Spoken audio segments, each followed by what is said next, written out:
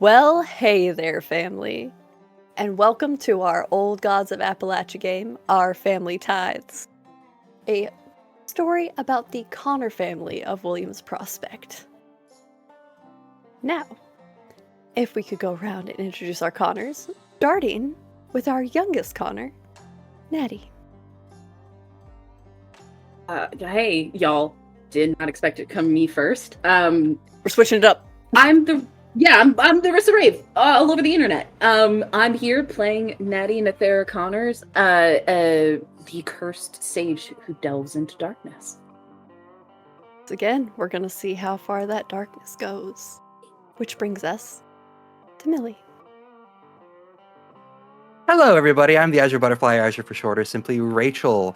You can find me at theazurebutterfly.ttv on Twitch and on the social medias. Yeah, I am the production coordinator here on the Rolling Nomads. And this evening, I'm going to be playing Millie Connor, the creative explorer who would rather be reading. Man, have you been reading, or I guess writing is a better way to In put blood. it. Nothing could go wrong there. Beverly. Well, hi, hello, I'm Luna, or Druid by Night. You can find me at Druid by Night on all the social medias, including on Twitch where I stream. I am the social media manager here at the Rolling Nomads, but for tonight, I will be playing Ramona Connor / Beverly Brandt, the uppity speaker who makes a high, lonesome sound. We'll figure out how you got that high, lonesome sound this evening. David. Hello everyone, my name is Gilbert Ramos, aka at Ramos the Nomad everywhere on the internet and all the social medias.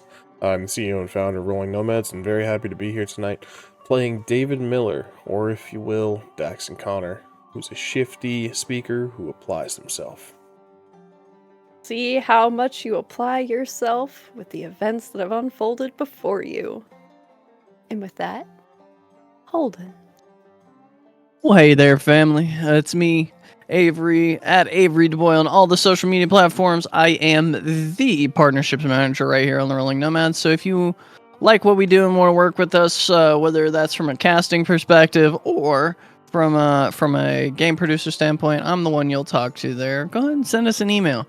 And this time zone, I will be playing Holden Connor, a vengeful protector who becomes the beast. We got to see last session. Definitely check out that episode. Otherwise, the events of tonight aren't going to make much sense. And I'm as I was on the social media, because, well, I think I'm funny, you know. And I'm the previous intern here at the Rolling Nomads. But for this evening, I will be your game runner for this lovely horror-themed game based on the Old Gods of Appalachia podcast, which is a horror anthology podcast. So make sure you're checking in with yourselves and others, as this is a horror-themed game. And make sure everybody's having a good time. Even if the characters aren't. And with that, would anyone like to give the recap for that sweet 1 XP? Yeah! I'm easily bribed. I know.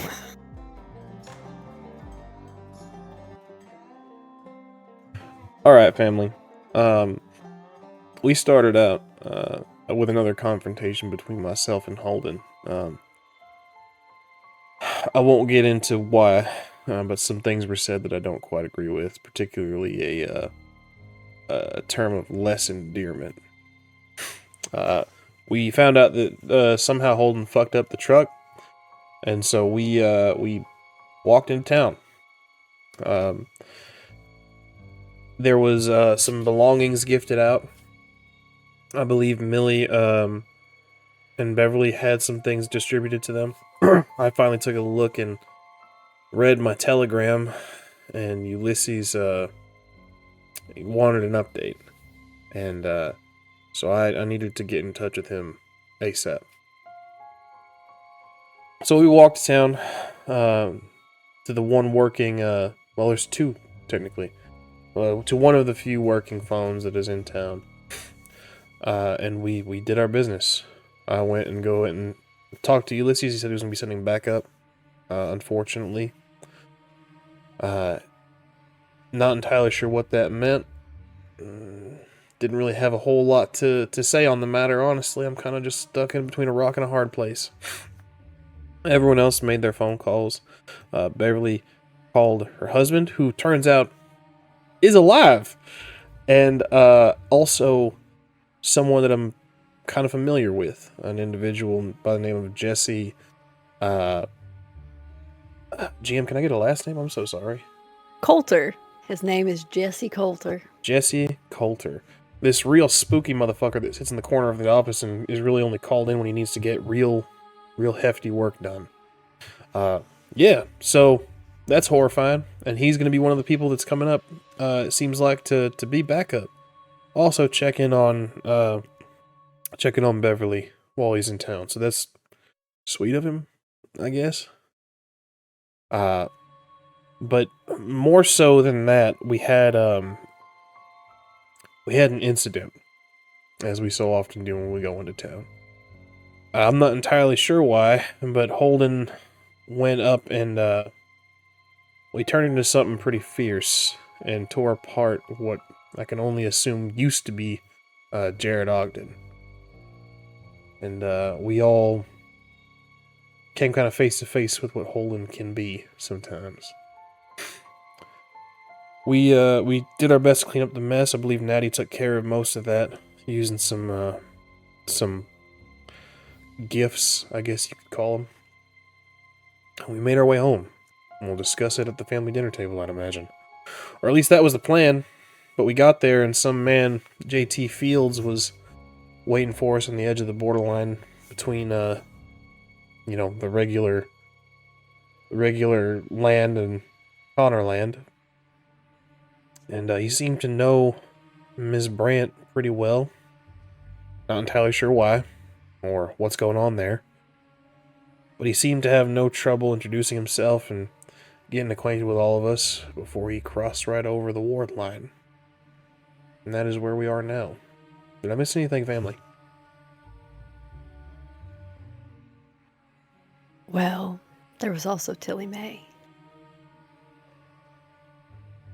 Right. Who had gone missing, but Natty's got her in hand.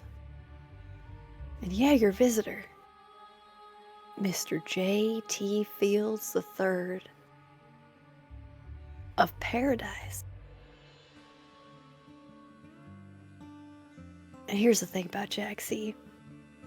Jack knew there was something wrong with Belinda Connor and her 5 little hellions. It wasn't their fault, Jack supposed, but he'd be damned if it wasn't inconvenient having to drag himself all the way out here to this pit in the middle of nowhere to, Jack wasn't gonna call it begging. No, Jack doesn't beg for anything. No, he asked. Politely, with all the kindness he had, for that living storm of a woman to help him. Not out of the kindness of her heart. Hell, those kids were the only reason he thought she even had one. He'd hoped that maybe she'd take pity on him, his poor aching bones, that swollen face of his. Maybe it was just based on the tie that they both shared. But no, he should have known better. Suppose she was still upset about that small incident with her grandson. He'd helped himself to a few of her surplus items that she'd had laying around, much to her ire. When she'd taken her sweet time helping him out, doing the bare minimum with what he'd done for her other grandson. Well, she called it meddling in her business, but now here we find Jack, the Jack of the Woods, on the property of Belinda the Crick, with her new hellions, who are hopefully more accommodating than the last. as we saw Jack step over the ward to go to the porch and wait. But here's the thing. There was someone else with Jack outside the property. And as we take a look inside Belinda Connor's kitchen, Natty, you sit with a pale Tilly Mae. What do you do?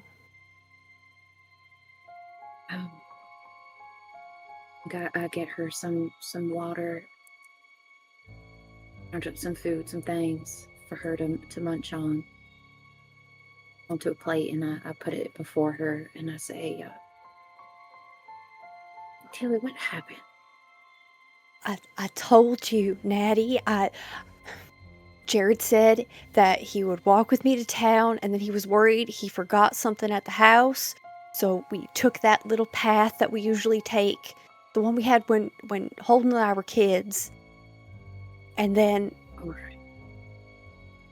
something happened, and he screamed and ran off. And then I tried to take the path, but then we got lost, or I got lost since that. I got lost, and then I don't know what happened. It got so dark. It got so dark, Natty. And next thing I knew, that man was coming up the same path, and he said I just got a little bit lost. I didn't get a little bit lost. And then it was morning when we came, and I don't.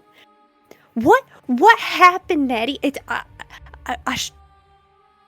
don't rightly know. Don't rightly know. But I'm glad you're fine. I was only walking for like an hour. What? And then it's morning. Like, I don't get it, Natty. I don't understand, and I don't like that. There are some things that I can't explain to you. I'm glad you were found. Something got Jared, and we handled it. It is what it is now. But Holden do something. Glad it didn't get you. Holden protected this family and protected the people of this holler, and that's all that matters.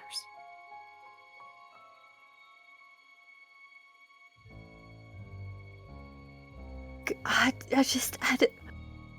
don't feel well.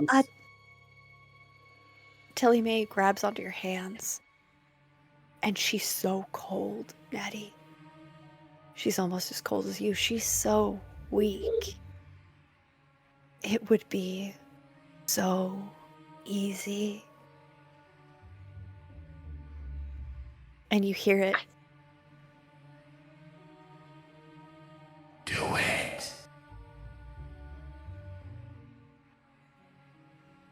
Her hands are gripping her hands, and they're tightening as she hears the voice. Why would you deny what you rightfully should take? Natty, you're hurting me a little bit. I'm okay. I'm okay. Like you can let go, Natty. Natty, what's wrong with your eyes? And she starts to try and pull her hands away. Natty's hands shift to her wrists lightning fast, and she's holding them like white knuckle tight. She draws in really close to where she is essentially at Lily's ear. She inhales deep.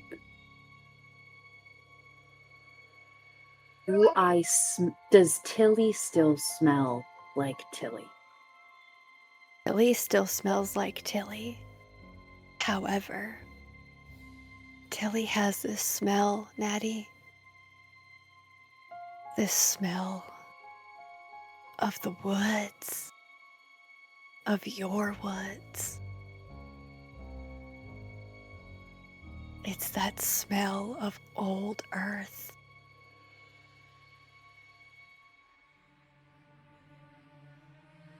Her mouth slightly opens. She breathes a little heavier. And I think she almost like nuzzles into Tilly's neck. Roll me intellect defense. And while you do that, we're going to look outside the Connor home, where we have Millie, Daxton, and, David and Beverly standing outside with Harry as Jack waits for you all. I think that Beverly is continuing to be just shocked, white as a sheet, mouth agape. And when Mr. Fields had stepped over the ward, she feels this fear, like she did something really wrong all those years ago. Beverly, what did he mean? You said I'll handle it. okay, I trust you, but is there anything that we should expect with everything that's kind of been going on lately? And as she says, she's also going to look to Daxton. I don't know. I'll handle it. And she starts to walk. Okay. You should, Daxton, David, Daxton. We should probably follow. You're gonna want to quit your stuttering. There's nothing wrong with this man. He's clearly... He walks over, he's fine.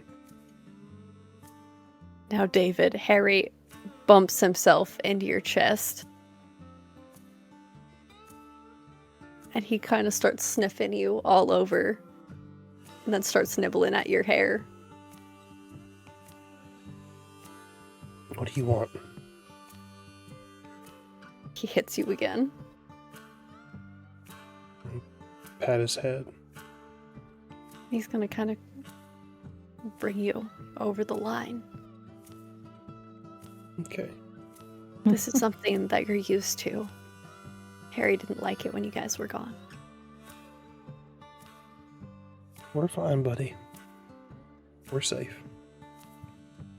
And as soon as you're over the line, he goes back to munching on the dandelions. I'll put him up if no one else is gonna. Once again, he gives you that baleful look. You know you're not supposed to be out here right now.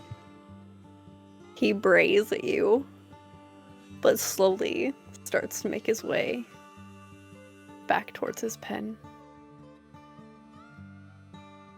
And Jack comes up to the porch holding him. Hey son, you got a light? I seem to have left my matches back at home. That depends. That depends. Jack, what do you give me for it? Oh, so it's gonna be like that? Oh, I know who you are. I'm sure your grandmother had plenty of things to say about me. I don't need my grandmother to tell me about what you are. So what do you give me for it? A good deal on whatever deal you're trying to make here? Think that's a fair arrangement? Now, I didn't say I was trying to make a deal here. I'm just simply collecting on what was owed. Any man who comes up that dirt road with a smile on his face is either a liar or trying to sell you something. Oh, I think I know better than to lie to any of you. Which means you're Especially trying to sell me grandmother's something. land. Which means you're trying to sell me something.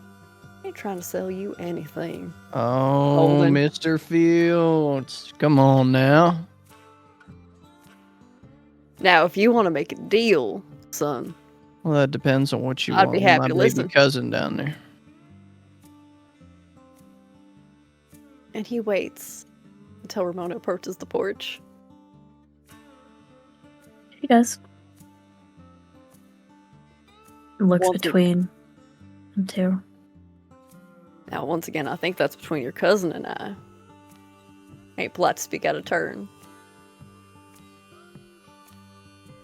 Think you'll find, Mr. Fields, I'm here as an arbiter.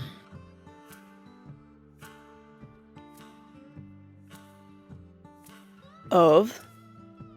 I'm just curious. Of how fairly you've treated my cousin. I think your cousin got a fair deal. Even better, given what she's done. Ain't that right, Beverly? It's fine. Oh, no, I'll take care of it. Oh, you will. But Mr. Fields here, I've heard, has been having some dealings with those who are not, let's say, fully formed. I think your negotiation skills have gotten rusty making bargains with children.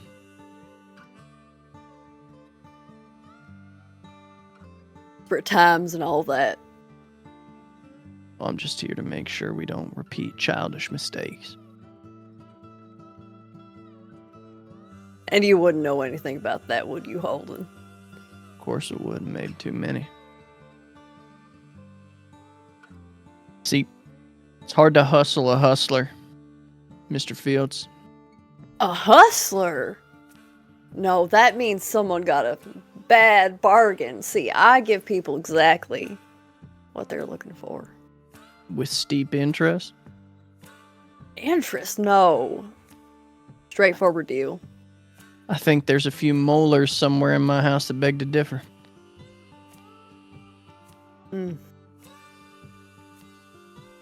Now, Beverly, would you like to discuss the terms of our agreement?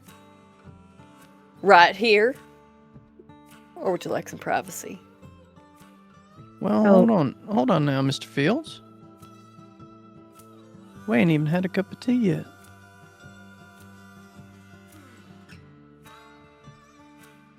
You watch as Jack settles himself. He hasn't stepped onto the porch. And Beverly, given the chores you did as a little girl, the same ones you were doing the first time you met Jack, you know there's a secondary ward on the house. And while he stepped over that ward for the property line, you're pretty sure he can't step over that one. Okay, that's something at least. Holden, I can take care of this. It's fine. I didn't say you couldn't take care of it. No, he's just being polite, is all. Millie, you got just about the damn finest touch on a pot of tea that I seen this side of the Mississippi River. Would you mind making a pot? Well, Colin, I was going to recommend, you're being polite and all, and being an excellent host, in my opinion, but I think we could do better.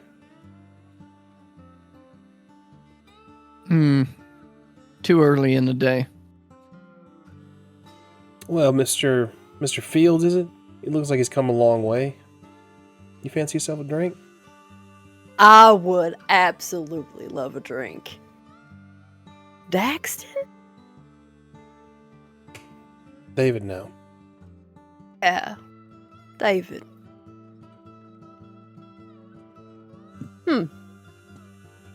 I would love a drink. David. Okay. I'll go make some tea. Yeah. Now, Thank you, Mildred.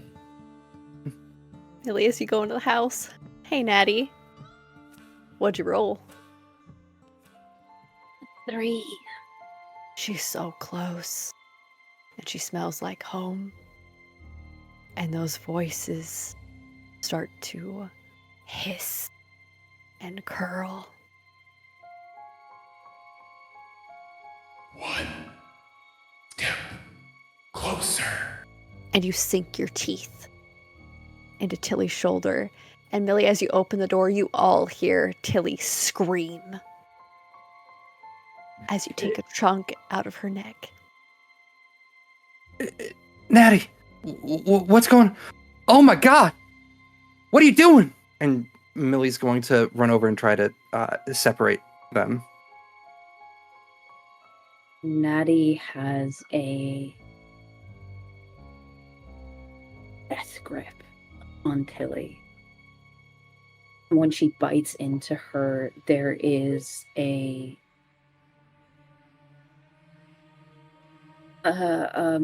groan of pleasure as she feels flesh and blood in her mouth. She's all but sitting on Tilly's lap. Tilly is pulling against you, and Natty, she doesn't taste right. Not like those people that they used to bring you at your den. She doesn't have that touch, that taste of power. But it's been so long.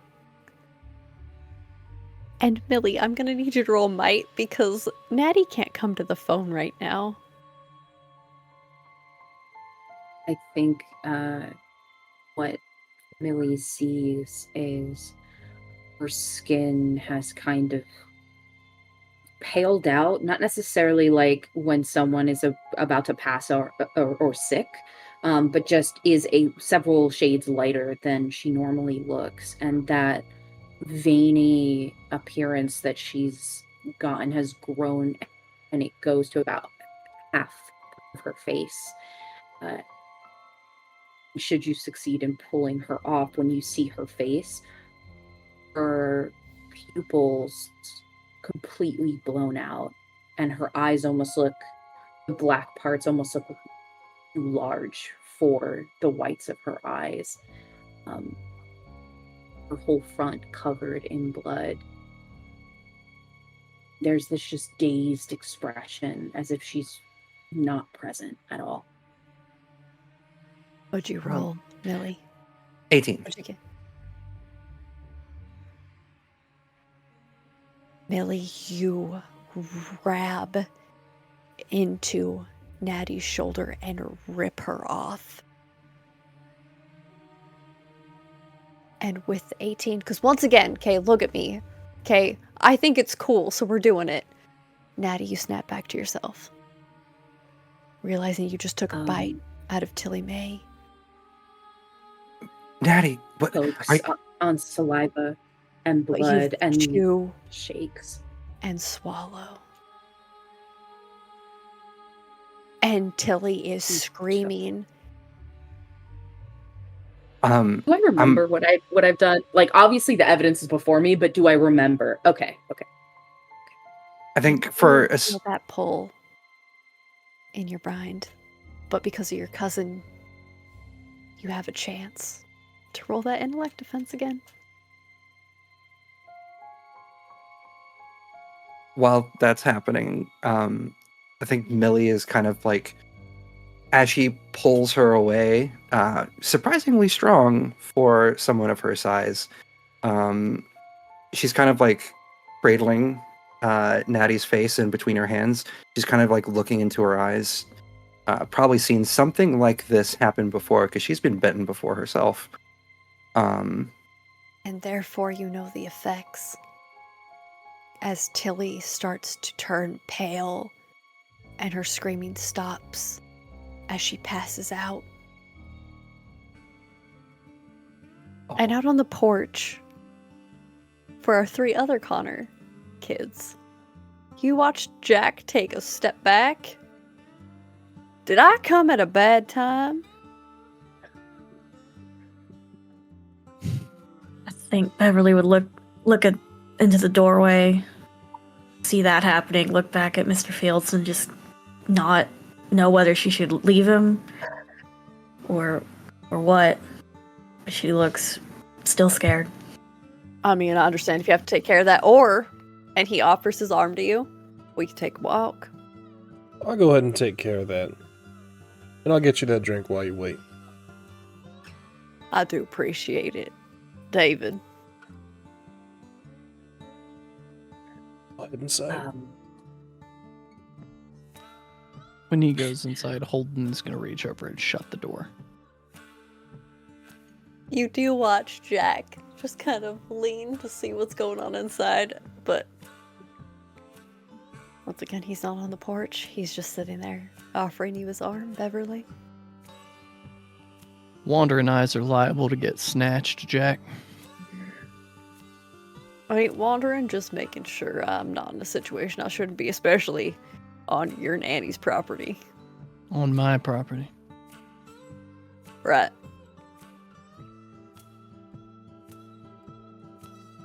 Why don't we wait for that drink and then we'll take a walk? Do you have a light? Ramona, Holden. you ought to handle your business here. And that's all I got to say. You do what you want, but I'm saying you ought to handle your business here. When you negotiate a part for one of your movies, do you ever do so from a place of disadvantage? Never. Oh, Well. never. I wonder why that is, Beverly. She'll look to him and just her brow creases and yeah, I got a light. And she'll reach into her bag and pull out a light and cigarettes and bring a shaky one up to her lips. He takes and he grabs a cigarette from his own breast pocket, lights it, and then goes to light yours. She accepts it, but she's shaking. And he's just watching you. He's got that soft smile on his face. While he waits, he does seem uncomfortable, Beverly. He just kind of keeps on eyeing the property line every now and then. You got somewhere to be, Jack? Always. I'm a very busy man, running a business and all. It seems like you might want to hop to it. Well, I'm gonna be polite. Your cousin offered me a drink. Who am I to offered you a refuse? drink. I know, but there is nothing quite like your granny shine. Oh, you think you're sipping the shine while you're here? I believe that was what I was offered. You were offered a drink, sir. Mind your P's and Q's. Cross my I's and dot my T's. Might want to dot your teeth. Oh, wait, I got them. I swear you were too young to remember that shit. Sorry, Beverly. Well. Holden, what are you talking about? Oh, Nanny never told you a story about Mr. Fields here, did she? No. Oh, well. Mr. Fields here, see, he's got a penchant for taking and asking later. Don't you, JT? I don't tell anybody anything that doesn't, what's the term? Well, see... It's fair trade, and if they don't want to go with the deal, they don't have to. See, now, Mr. Fields here got himself in a bind, came crawling over to Nanny looking for a way out, because as much as he wants to hold you to this deal, like I said, he's a fucking hustler. And I respect that. I respect a good hustle. Hey, I knew guys back in the war who made money on money selling them French cigarettes, so I tell you. But you know how they got them cigarettes, Bev? Just looks like she's waiting for you to continue. They robbed women and children for them. Did no such thing. Oh, now, Mr. Fields, you don't need to go defending yourself. I haven't even gotten to the good part. Mr. Fields here came begging and scraping to Nanny to get him out of his bind. And what do you do with fair folk when they come scraping? Well, you gotta charge them something. So Jack of the Woods and Lindy of the Crick sat down and they had a good old chin wag, didn't you? And Mr. Fields here left with about 8 molars less than he had. Payment. Because you can't give these fuckers nothing without charging them. or else they'll take you for a ride. And I'm sure you've had a good ride, Bev. But your free ticket's done, and now you're gonna have to pay for it, and that's fine. You're free to make your own deals and make your own business, but I'm gonna sit here and make sure this swindler don't swindle you. Swindler? With everything your Nanny Lindy did, I'm the swindler. Nanny Lindy did what she did for people who came begging and scraping. She didn't never go to nobody who was vulnerable and prey on them. People came here for Belinda Connor. Last I checked, you ain't out there waiting in the woods, oh jacket of trees. Well, at least I'm free. For now. Till somebody comes in here and cuts your woods down. Till Barrel and Lock keeps raising and keeps digging mines. Now, what do you know about Barrel and Lock, boy? Don't act like you don't know who I am and know exactly where I came from. Oh, I know exactly who you came from and where they came from and where she came from. Well, then you know all you needs to know. Stop asking stupid questions. Then you won't get stupid answers. I'm the one giving the stupid answers to your stupid questions. Don't try and circle talk Right. me. I chase my own tail enough. I know I saw you when you were a boy. Yeah. Well, I can still... What's that smell? Old teeth. Are we done? Where's that drink? Speaking of the drink, inside with a passed out Tilly Mae who was slowly starting to swell. Yeah, I think Millie is going to have moved from Natty really swiftly to try to pull Tilly Mae from the chair and very safely lay her down on the floor. How bad is the wound? It's not great. You pulled her off. Thankfully. There's only a small chunk of Tilly missing, but it's safe in Natty's stomach now. Natty, give the shine. We have to clean the wound. Now, David. You come into the scene as Holden quickly shuts the door.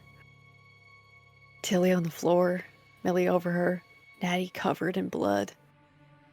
This is something you've had to deal with. Not for years. But as you see Tilly on the floor swelling. You asked me to make a roll. I Uh-huh, have what was made it? the roll. Uh-huh, yeah. A 6. I'm so sorry, Natty. Yeah. Millie, you Yes. let go of Natty. And the voices in your head.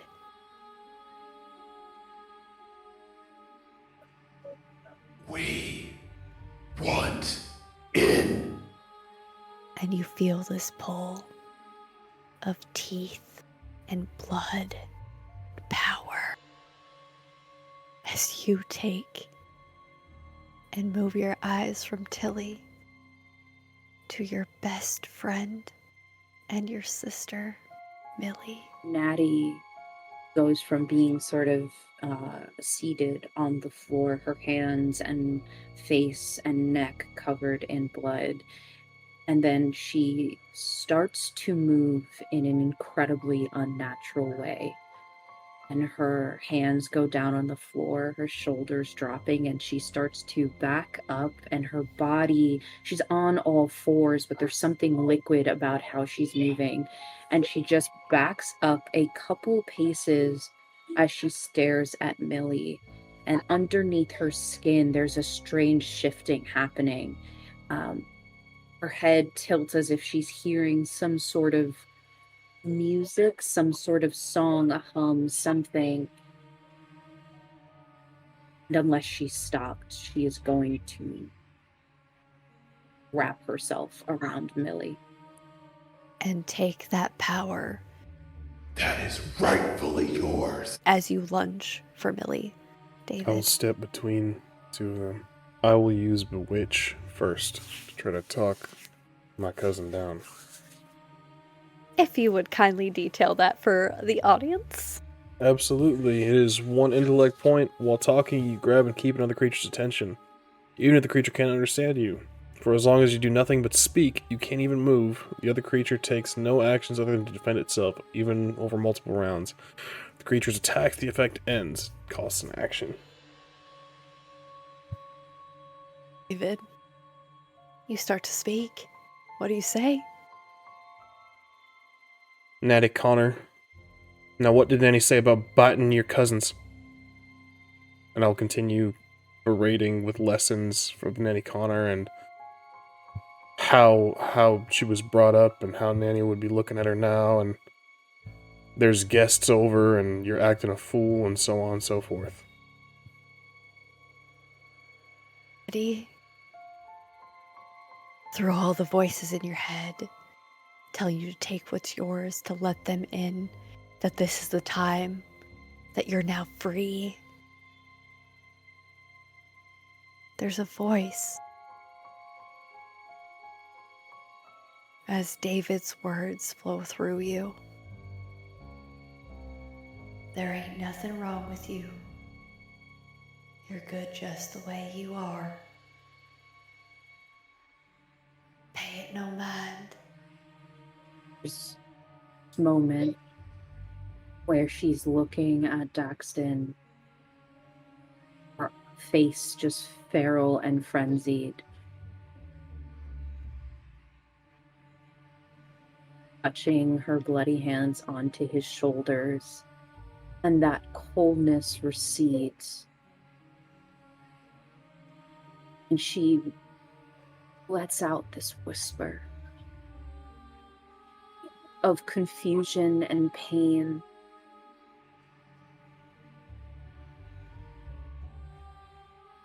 There. I don't know what I didn't mean to hurt nobody.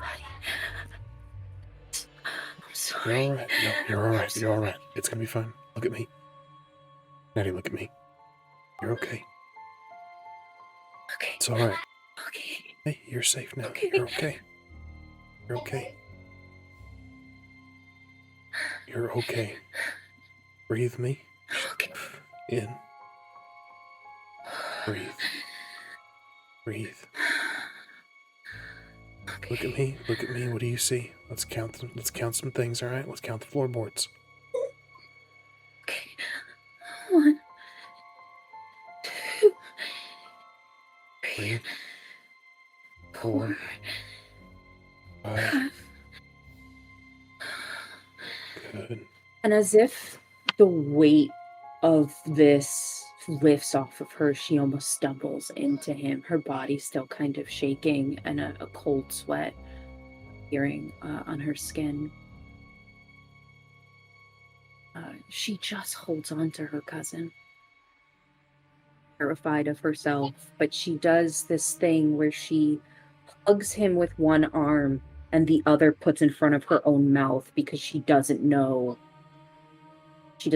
if she'll bite into him next, so she puts her arm in front of her own mouth to prevent it. As you hold each other, Millie, till you stop breathing. I think there was a moment where she was just watching this happen, wide-eyed, kind of realizing what was about to happen and didn't.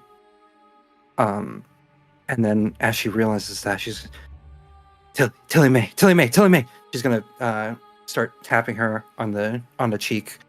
Her whole throat and chest and face, radiating for where Natty bit her, is swollen. You see it starting to ooze this thick venom.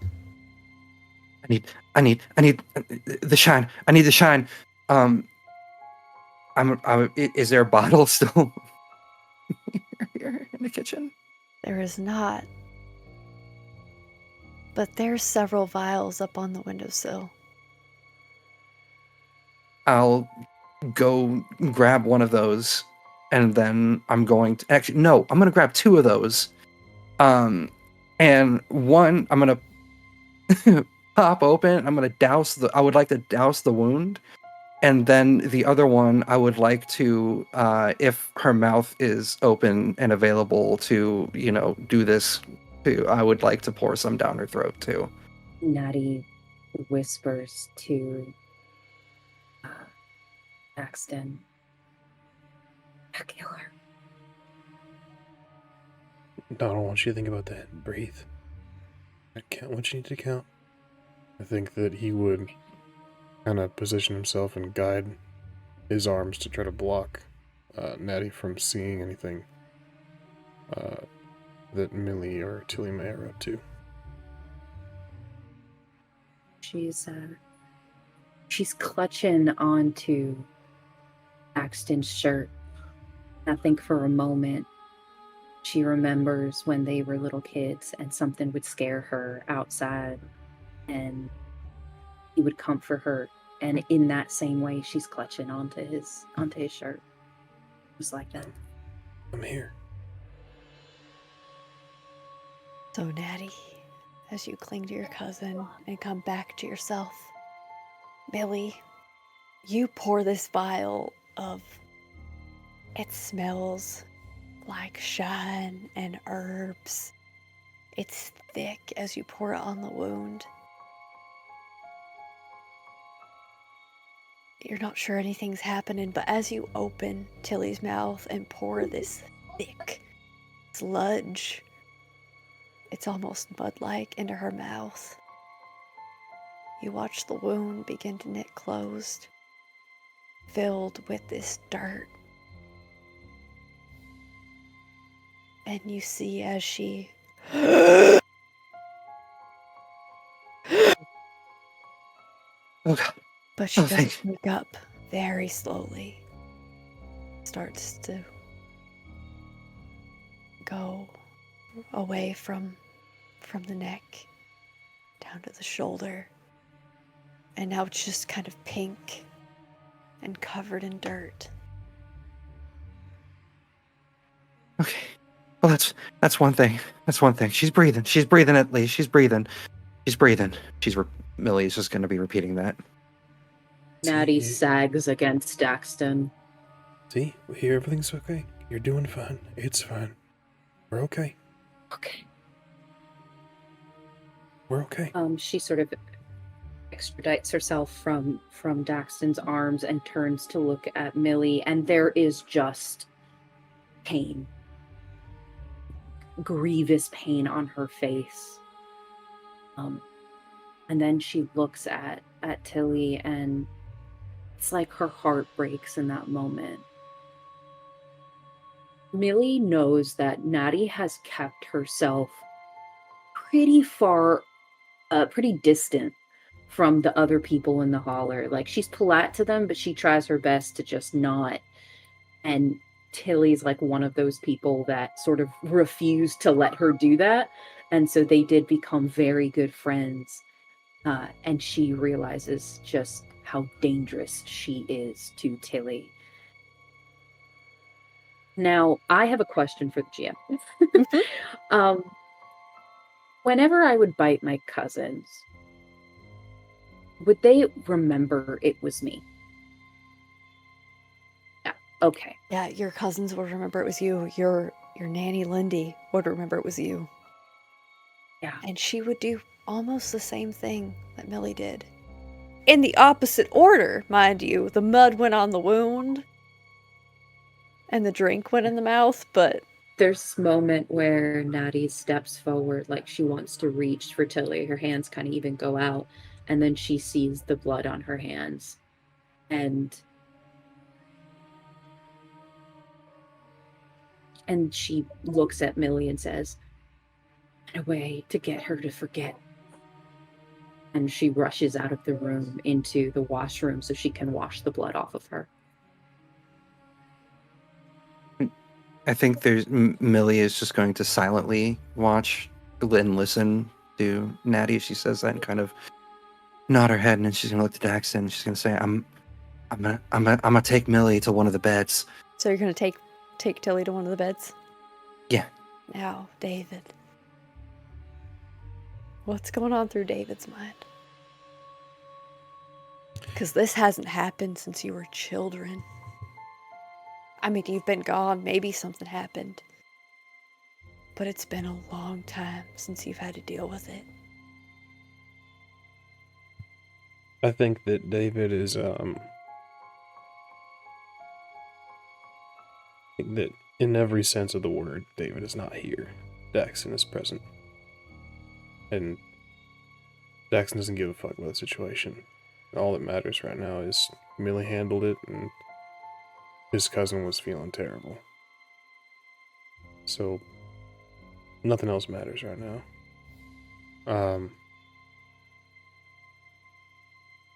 I think he would grab the shine and, do another quick check on Natty before having to go outside and kind of regress and revert back to the businessman. Takes you a minute as all your nanny's shine is in the root cellar. As you grab the shine and head outside, you see Beverly and Jack smoking just off the porch, Holden smoking heavily from a pipe in your grandma's rocking chair. Well, there's our drink. David. God, that sounds so familiar for some reason. Maybe you heard of me. David Miller. And I will... This look of recognition hits his face. Ulysses man, right? You know, Mr. Barrow. By reputation, I've never had the pleasure. One and the same.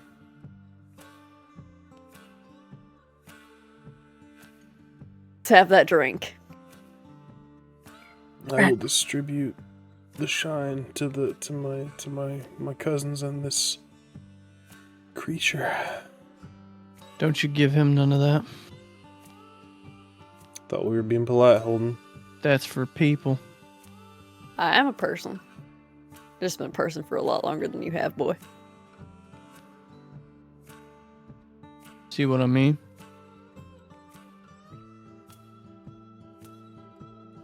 Regardless, hospitality is important. We're none of y'all listening to Nanny. This is the kind of thing you leave a loaf of bread out on the windowsill and a cup of ale for. I don't know what your grandmother told you about me, but I'm not what she thinks I am. Oh, you're just one cunt hair shy of being a man of the mounds. Then what does that make your grandmother hold? Now, The banshee of the crick. Certainly did scream at enough people. Banshee's wail, you dumb fuck. Oh, alright. I'm gonna hand Why Mr. don't Fields we- his shine. Just remember, you did this.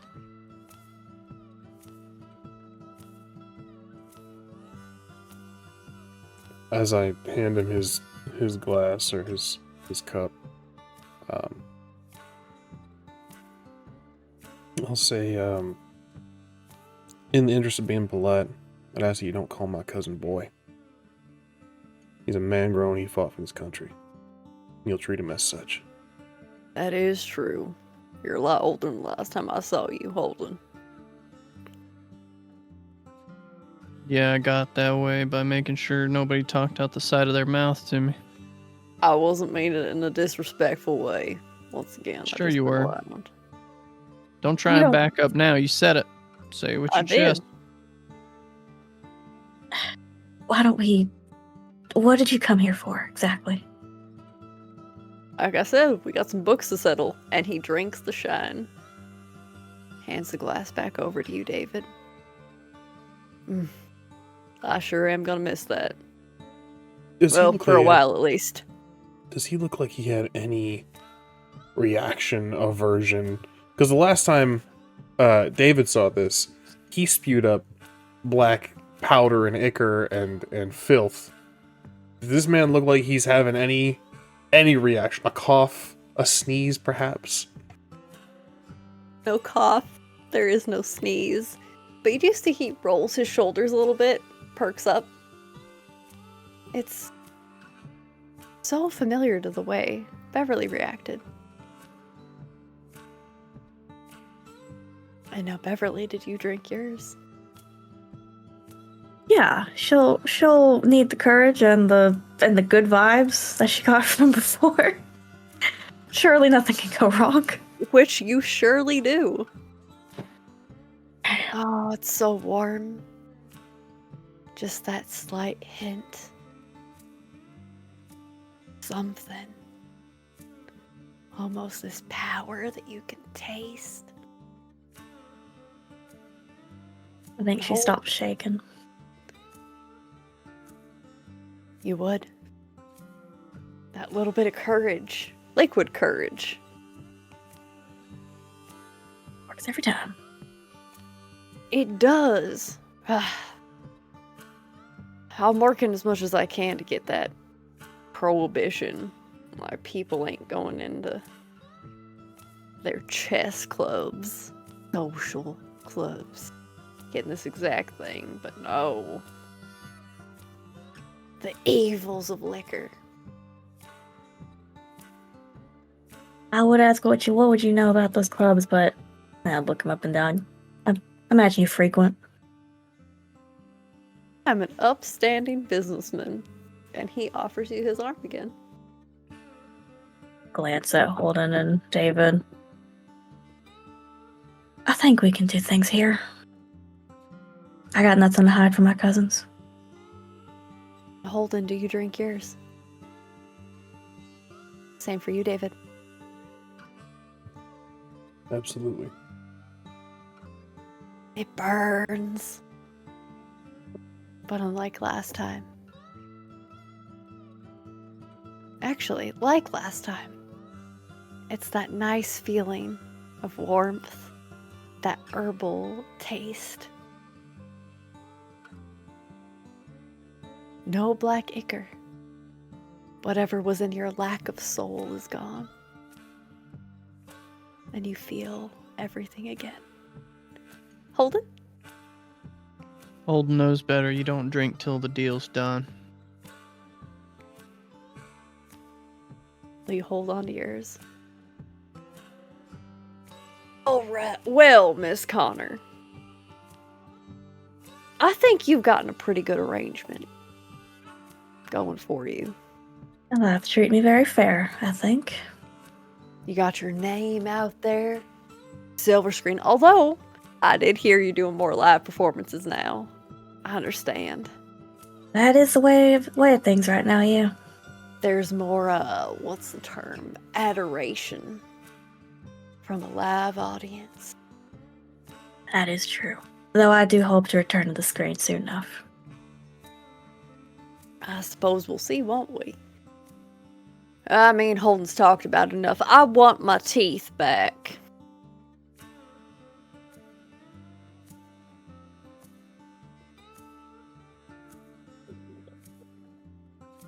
Are you really that silly thinking that she's going to pay you your teeth back for something you promised her as a child?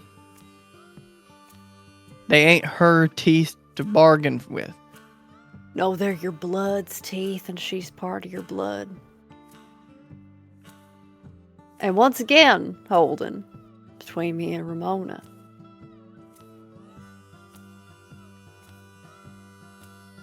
Holden. And you wanted, with your entire being, you would do anything. And you were a child, so of course I didn't call on this favor until you were old enough to know the price. But I was old enough to take the deal, I guess. She'll look up at him. She'll look And if back. you don't want it, we'll call it bygones. Once again, I'm nothing if not a gentleman. And If you don't want it, I can take it back. I like to think there was some of my merits in there. It wasn't all you. I guess we only have one way to find out. Or you can get me my teeth back, and then I just need a small loan. And we'll call it square. Loan of what?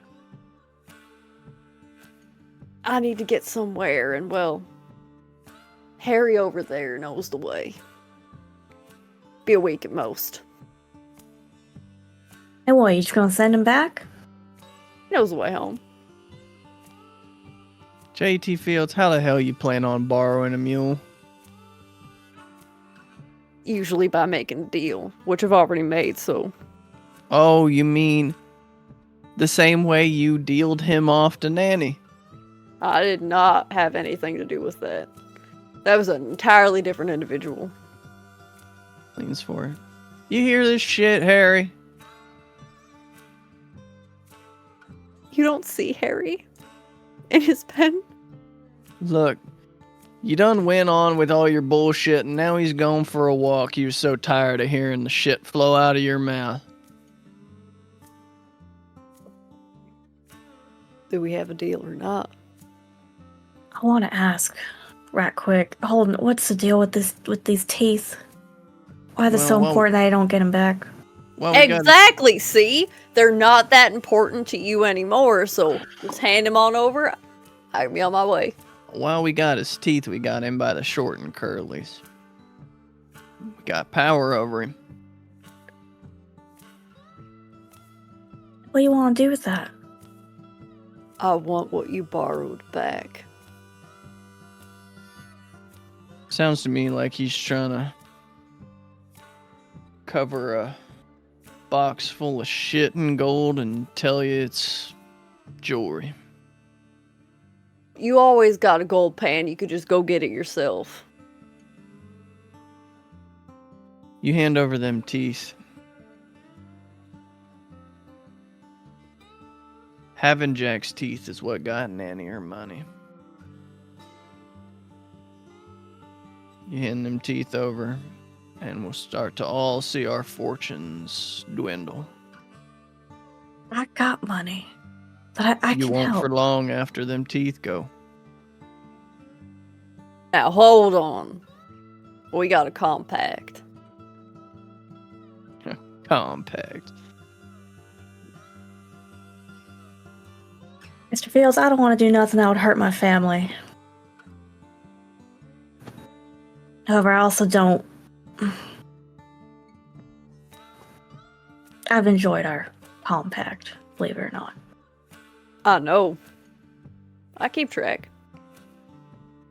Oh, you been watching me? You and a few of the others I made some deals with. Hollywood, I never understood the idea of being so out in the public. I mean, I got people telling stories about me all the time, but putting a name to a face, well, that just cause for trouble. How important is this to you, Ramona? Yes. And she'll look to Holden and almost look childlike, the way her eyebrows turn up. It was all I ever wanted. Is it still what you want? Yeah. I mean, especially if you want to leave this place. Are you sure that you're sure? Well, you're making me pretty nervous, but yeah. I know something old Jack here wants more than his teeth. Is that right, Holden? Oh, I remember the story that Nanny told me about what got you in a bind in the first place. Out here painting around for wolf grease.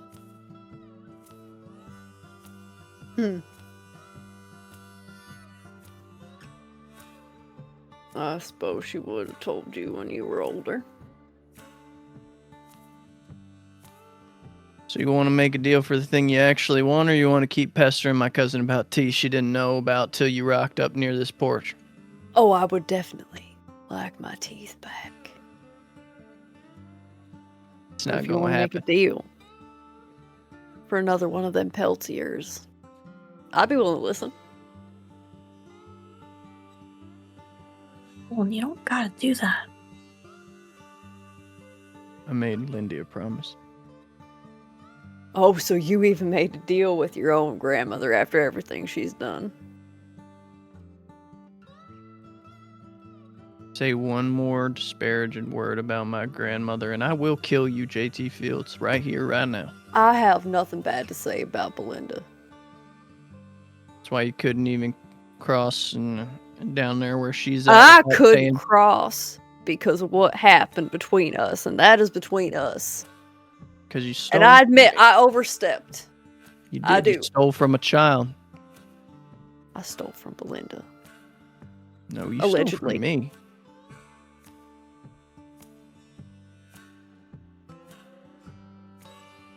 You stole, that's- allegedly. Allegedly. He stole one of my pelts when I was a boy. Allegedly. Not You allegedly. I You can saying smell- allegedly doesn't a whole lot of faith in that. Sorry, I can Holden. smell I can smell the grease on you still, man. I'm pretty sure that's between your teeth. So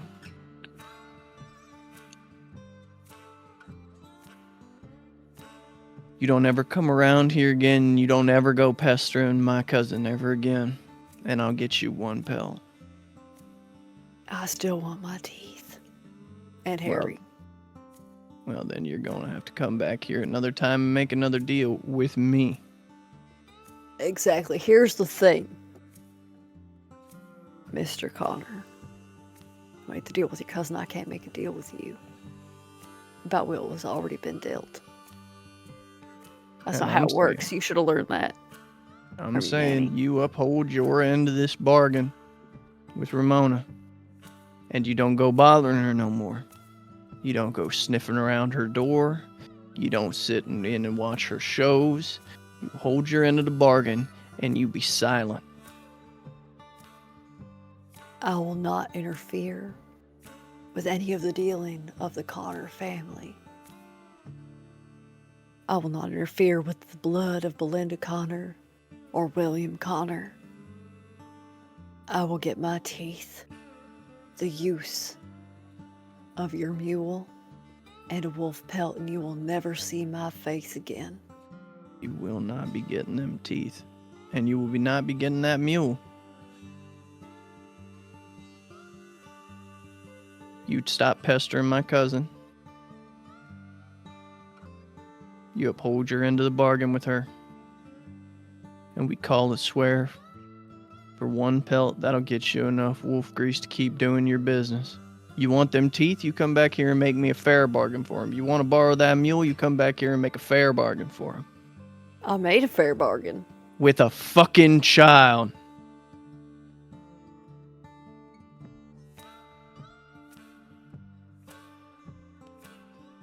I protect this land now.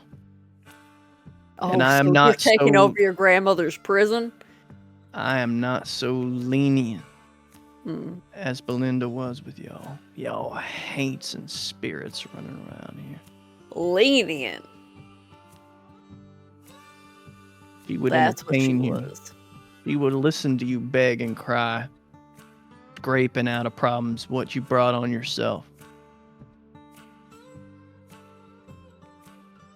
And the only reason I have been even this flexible with you, Mr. Fields, I may not like that girl over there. She is my cousin. And you took advantage of her as a child the same way you took advantage of me, and I will not stand for it any longer. So you want to come making deals? Come here and you make a deal with me like a fucking man. I see. Once again, my deal wasn't with you. I need to hear it from her. Ramona. And he looks at you.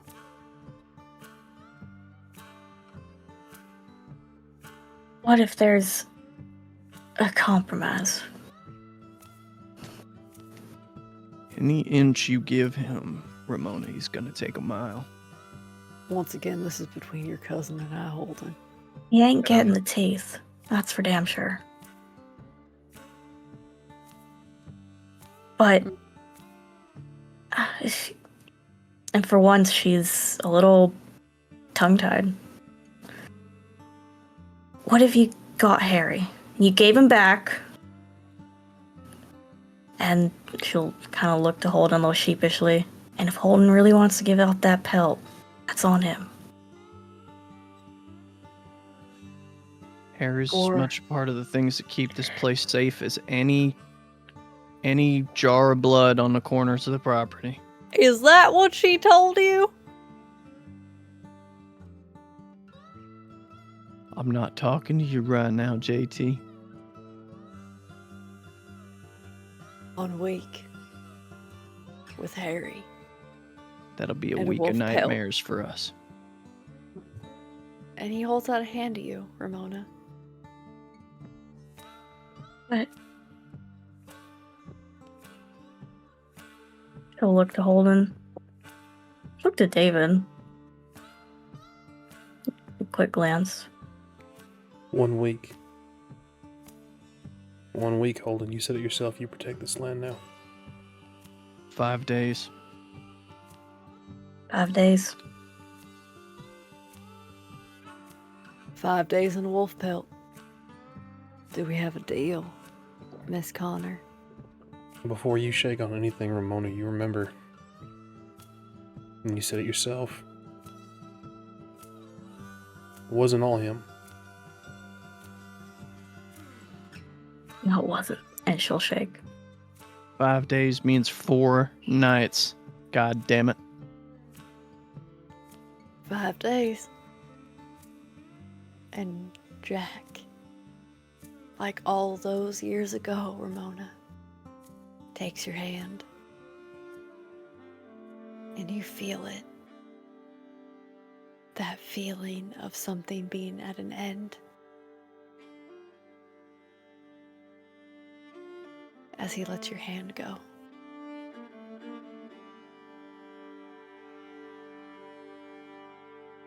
Alright, well, I best be on my way. I don't want to get stuck here like the rest of you, so. Thank you for the drink. I'll go get Harry and, you'll get that wolf pelt for me. I'll meet you around the back, you old cuss. Holden Well- will get up and head to the shack. To the shack. Yep. Beverly. Because you still get to be Beverly. With the cost of your cousin's skin. And your grandmother's best friend. How are you feeling? Like I've said numerous times now, Beverly doesn't pretend to understand any of this nonsense. Maybe not nonsense, she respects it, but she don't understand the importance of Harry, not really. And what she saw earlier today, well, that's another thing entirely. And through all that rationalizing, she can't shake a feeling of shame.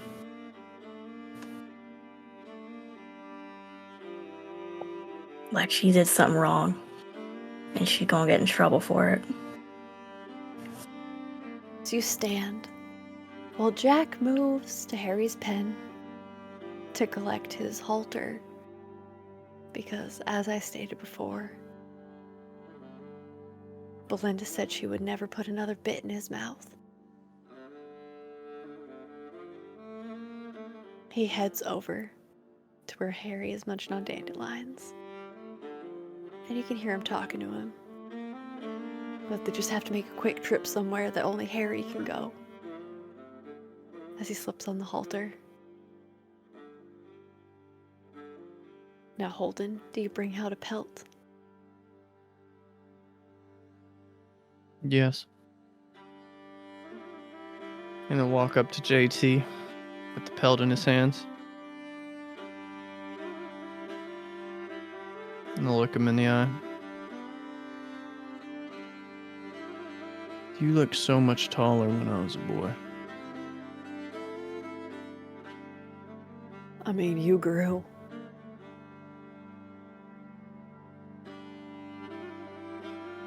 That's how it works. You all get older. And you learned. God, I hope you learned from their mistakes. I really do, Holden. I don't hate you, Jack. Well, ain't that a coincidence? I don't hate you either. No, I'm talking about the lot of you. But the days of taking advantage of this family are done. You understand me? To be fair, it was a contingency plan. I know what you are. Do I know you? how long you've been here.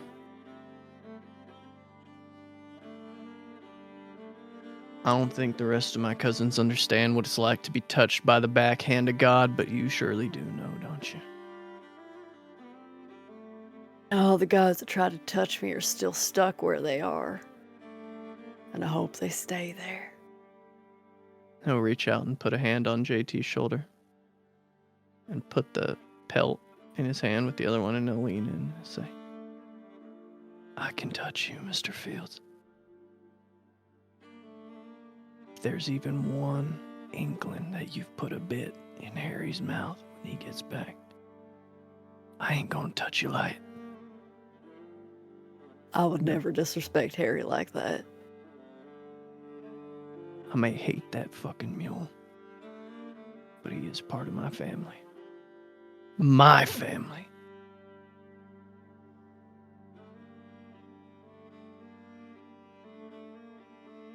I never thought it was right what they did to your family. Yeah, well, we can talk about Barrel and Locke when you get back with my mule. And he honestly looks confused when he talks about what they did to your family. And you mentioned Barrow and Locke. I know they killed my father and my brother in that mine. When old number 7 went up, I know that they were trying to take the soul of my little cousin in there. Better keep an eye on him.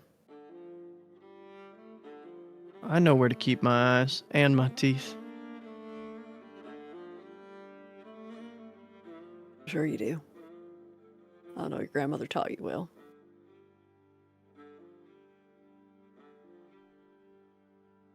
Go on, get. Good luck, Holden. I don't need luck. Oh, you do. Tell you something I learned. Absolutely do. Tell you something I learned in Belle Isle Wood, Jack Fields. I don't need a scrap of luck, because I'm the meanest son of a bitch you'll ever meet. And I know exactly where you got it from. And he gets on Harry. And for those of you outside, you see as Jack slides on Harry's back and walks. As he walks into the woods, he disappears. It's not like he walked into the woods, it's like he vanishes. Harry gives you all one last look.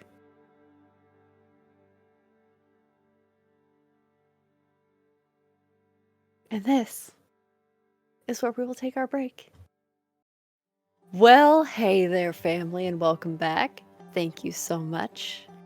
Now, let's jump back into our Family Tithes, where we see most of the remaining Connor family in their grandmother's house after Mr. J.T. Fields of Paradise, or Mr. J.T. Fields of Dorchester, as Ramona met him, but you can call him Jack, left with Harry, the mule that has been with you all since you were children,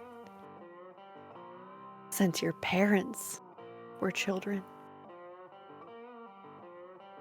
And as we see Ramona and Holden make their way back inside with David, Millie, you had placed Tilly Mae in Holden's bed, in the room he hasn't occupied in years but is still his. Her breathing now slow and steady. You see the swelling start to recede, the redness going away as that clay covers the wound and starts to spread almost, but there's something in your memory from when you were a child that says she's going to be okay. She's just going to sleep it off. And in that moment, you can almost hear your grandmother's voice saying, "No, he's going to be okay, Millie. We just need to let Daxon sleep it off. He'll be fine." As you see her lying in the bed. I think she's just gonna pull a chair up. There's the chair around, I'm sure. Mhm. And kind of sit there, the journal in her lap, as she's watching this happen. There's a look of contemplation, kind of also not only just taking this moment to think about that and to realize how okay she actually is now, and there's that relief that settles through her, but I think finally having a moment of quiet, of separation, to let all the realizations that have come very quickly in the past day kind of settle in, realizing that the breadth of the stories that Grammy had told her were more true than she had even previously speculated. And there's that excitement mixed with fear inside of her. And then she realized something. She remembers something that Tilly said that she was with, well, the man that they had just taken out. She saw Holden take out. And there's got to be something there that she's not remembering. So I think she's going to caress her journal and open it, popping that lock. And is there any, because I was in close proximity, was there any blood spray, any that got on me at all? There is still blood on Tilly Mae's collarbone. And I think also in this moment, Millie, where you're realizing that your grandmother's stories were true, how much your grandmother protected all of you from the things in those stories, where Holden doesn't seem surprised by a lot of these things that are occurring. The four of the younger, well, the three of your two of your cousins, including you, didn't have much interaction with these things. It was all through stories that your grandmother had told. Now I think Millie's also kind of regretting not asking more, not questioning more, not exploring more, not finding more, but also feeling grateful. And honestly, I think the excitement is starting to outweigh the fear slowly but surely, as it usually had in the past. Mm-hmm. There's more stories that she hasn't had validated yet, that she heard. So many more. How many more of them could be real? All of them. potentially. Both the good and the bad. Yeah. Now, Millie, you asked about the blood. Are you going to Oh, take yeah. Tilly's blood? Oh yeah. We're going to. She's going to. And I think. what is the focus that Millie has for why she wants this blood?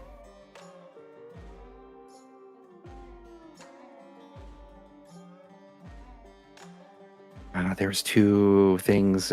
One that was asked and one that she wants. She was asked to make Tilly forget, but she also wants to know what happened when she was separated that night and lost in the forest. So, as you take Tilly's blood and wipe it across the page, I need you to make a roll. I don't have to roll. Cipher system, GM doesn't have to roll. This might be an incentive for some of you. Anyway, so make me that roll, and then we're going to take a look as Holden, Beverly, and David make their way into the house. You don't see Millie or Natty. However, you can hear the pump of the faucet in the bathroom as Natty is cleaning the blood off of herself, not that you can see. What do the three of you do? I think Beverly's honestly a little relieved that she doesn't have to face them quite yet with what's happened. And so she takes a seat.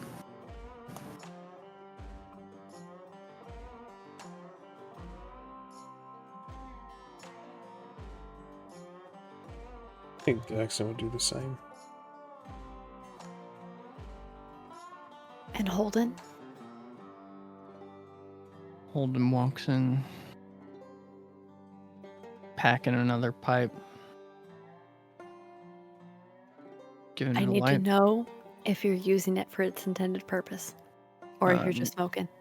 Just smoking in this moment. Okay.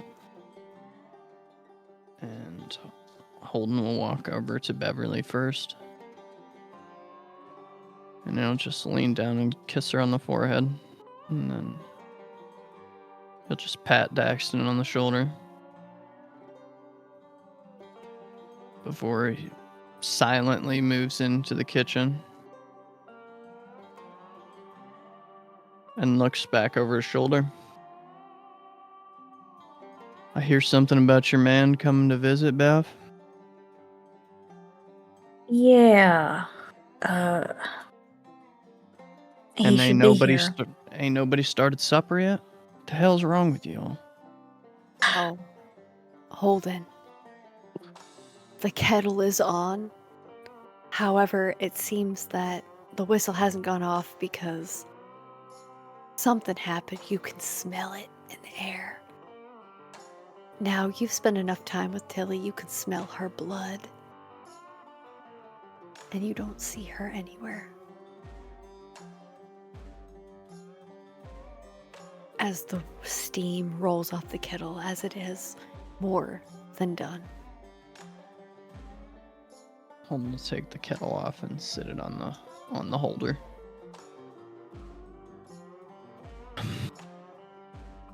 I can start dinner. There's ham, steak, mashed potatoes, and cabbage, and nice just. Perfect. I'll get started, and she'll Does stand and. Does your man eat pork, or is We don't even know when he's supposed to get here. That is true, and it could be today, it could be tomorrow. best to be prepared then? Yeah. What I'm asking is because the only meat I got in the house is from a pig I helped O'Daniel slaughter in the spring. That should be fine. So he's not. Never mind. And Holden will take one last look at the kettle. God, it looks so much smaller. And then he'll start sniffing around. Where the fuck's Tilly Mae? God damn it.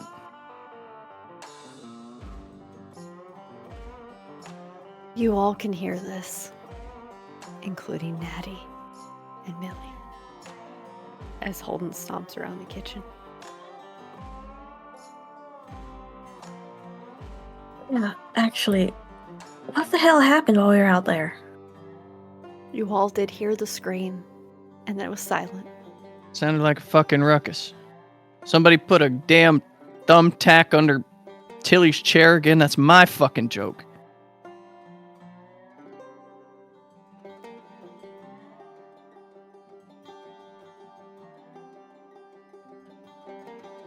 Just start Okay. following the smell of the blood. Once again, you hear this. Now, Millie, what'd you roll? Natural 20. Now, Millie, Yeah. you have only heard the perspective of the person whose blood you put in the journal. Hmm. So you are currently reading this account from Tilly, as well as the woods. Story about how Tilly had gone into the woods with Jared Ogden. And Jared had felt a pull to go back. And so he'd taken a path that he shouldn't have known nor taken. Back to the place where they kept Belinda of the Crick. About how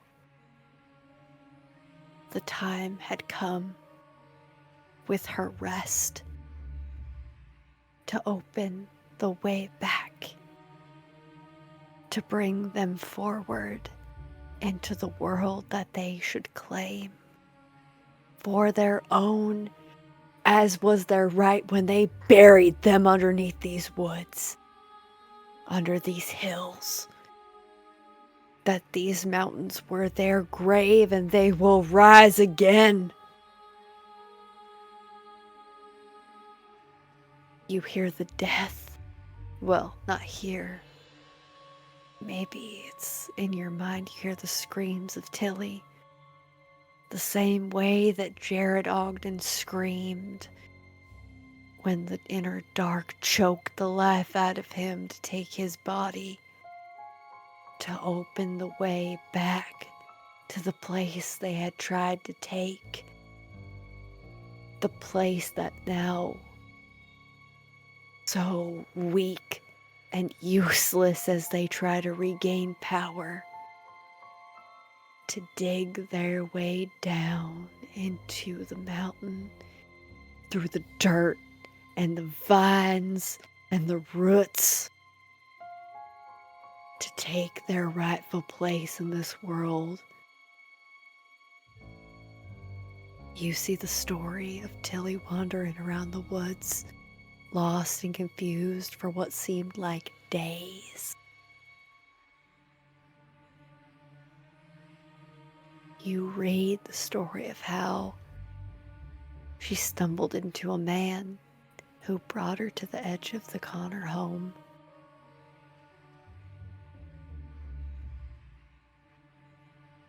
This place that they had made to keep the warden of this land, and how with her death they had a chance before she had form again.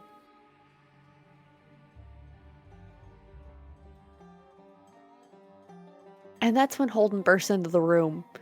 Holden, you can smell Tilly's blood, you can smell the mud, and that sickly sweet concoction that your grandma used to make sure that the kids were okay after Natty bit into them. For some reason, Natty never bit you. Every time she'd get that look in her eye, she'd always take a step back as you looked at her.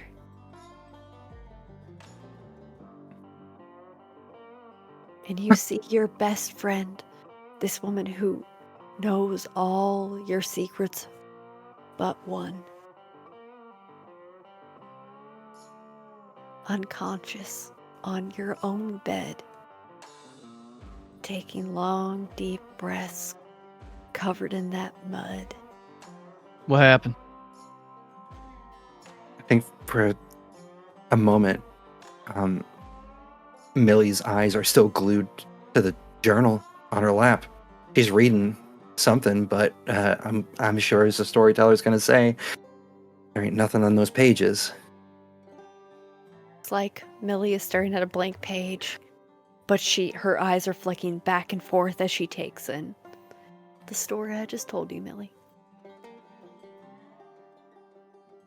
Damn it, Mildred, what happened? Oh, hold it.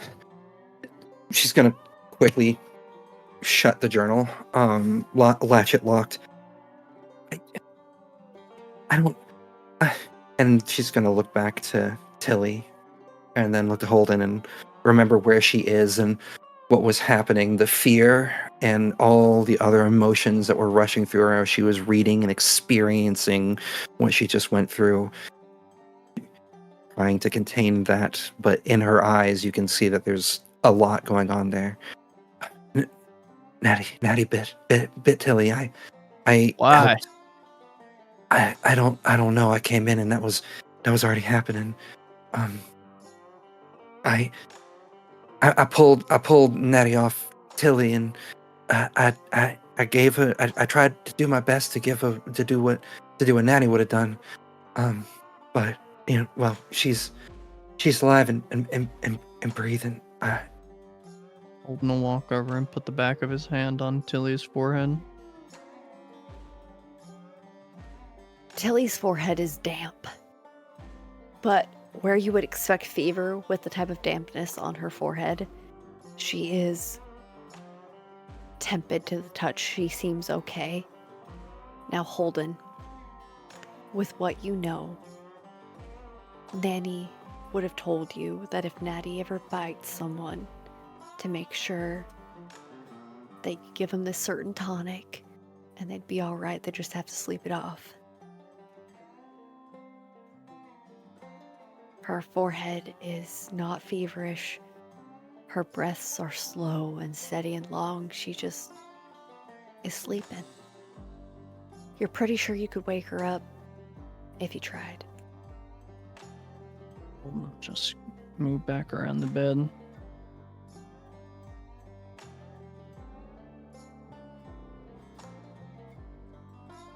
Did you learn from Nanny how to make the drink, or how'd you do it?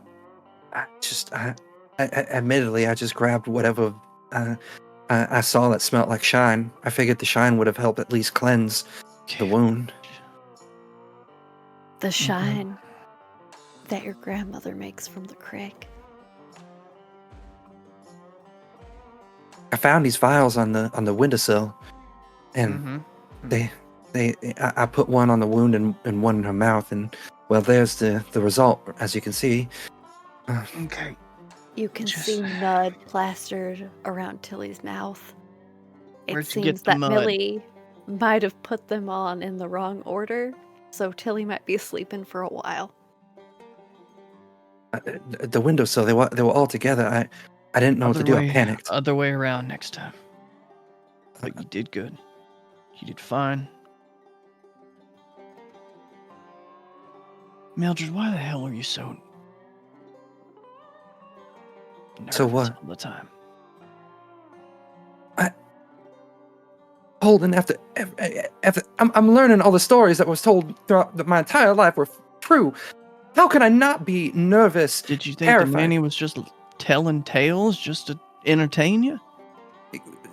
Partly, I knew that she may have believed some of it herself, but I didn't know that they were. How was I supposed to know they were real? I never saw too much of anything outside of what I saw with Natty on occasion. Do you just tell tall tales to the people that you love just for the fuck of it? That seems normal. we're not normal. No. No, the Connor family is not. Which is evident, Natty. As you wash yourself off, you're trying to get Tilly's blood out of your mouth, off your hands, out of your hair. But as you look at yourself in the mirror, those veins are evident as they sprawl halfway down your face. It's almost like a vision, Natty. Especially with that dream you had. With that woman you've never met screaming, "Daddy, please! Daddy, please don't let them take her!" As you feel shadows wrap around you now and then,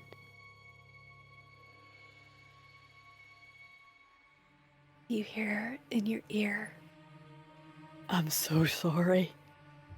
It's the only thing I know how to do. I'm so sorry, baby girl. I'm so sorry."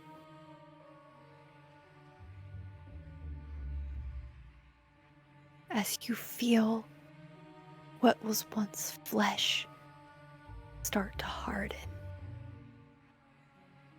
that venom flowing through your veins and your mouth as you look at yourself. And you start to realize that maybe someone did this to you. No matter what your grandmother said about there nothing being wrong with you.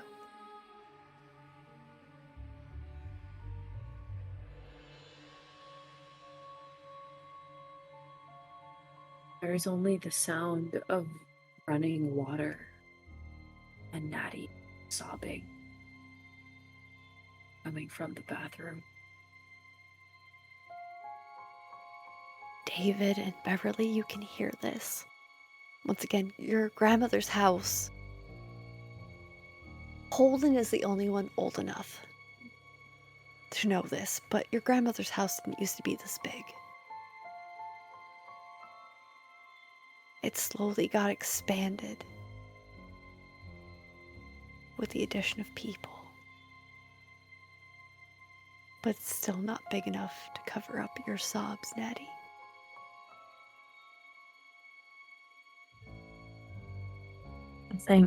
But while Beverly's prepping food, she'll look to David and kind of glance towards the hallway. You want to check on her?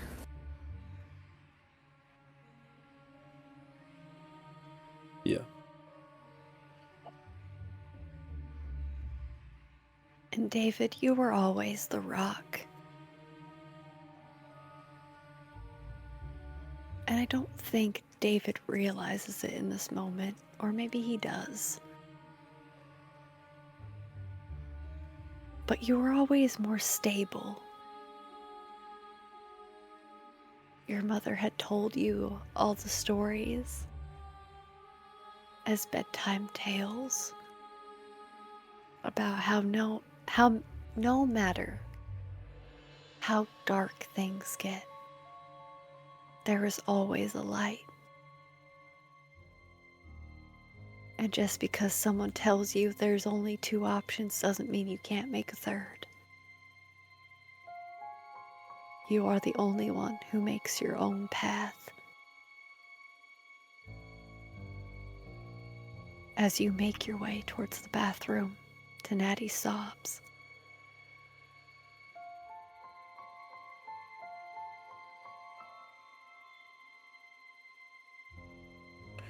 Think he would just knock.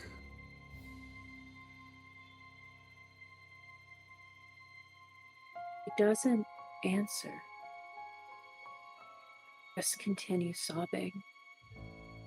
But I think through the door you can hear. Filthy. I can't get it off. I can't get it off. I can't get it off.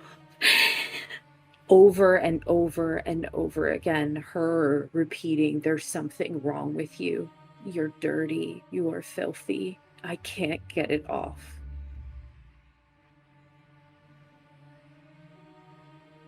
At that point, Daxton would just go inside. And you see your cousin. She is covered in water.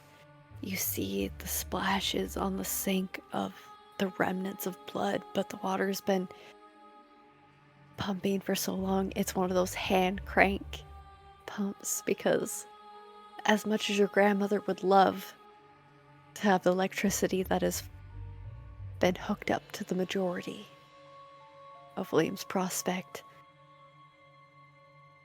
well, she never explained why she didn't agree to it. But Natty's just sitting there, continuously pumping at the sink, splashing water on herself, trying to get herself clean, even though she now is. You can see on her neck and probably part of her chest and on her hands, they're red and raw to the point of cracking. And they might start to bleed soon, but she keeps scrubbing at herself, then pumping, then scrubbing again. And there's probably scratch marks from her nails scratching into her own skin. There's this just wild panic in her eyes. She's far away. Her head is tilted like she can hear something. Her eyes are red from sobbing. Those strange veins halfway down her face, wriggling in place. She's hunched over, shaking, desperately trying to become clean. Unfortunately, Natty, in your head, you hear the Give in. Yes. Be what we want you to be. Suddenly become harder and louder, shaking more violent. There's a gritting of her teeth and a wincing, like whatever's happening in her head is hurting her.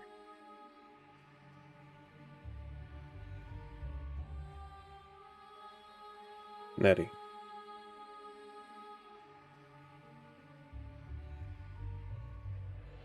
He freezes in place. Nettie, I need you to look at me. Nettie, I don't want to hurt you. Nettie, look at me. She turns to look at you. There is nothing wrong with you.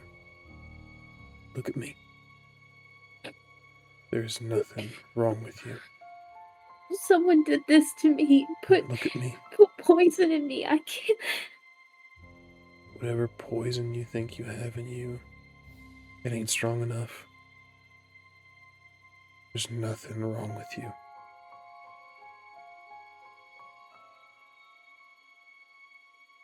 And he'll take a towel or whatever we have to dry and cover her arms and just dry her arms.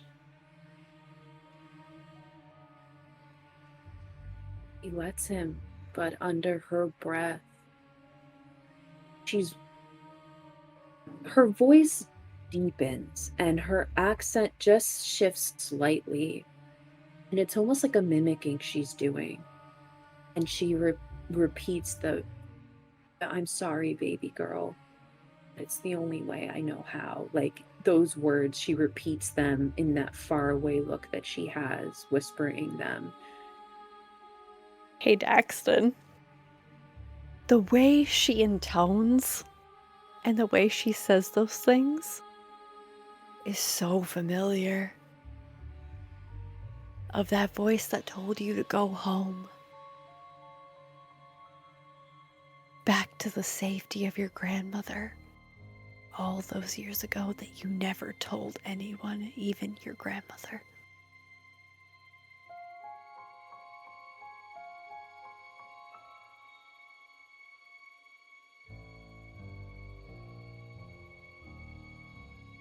What's that about me right now?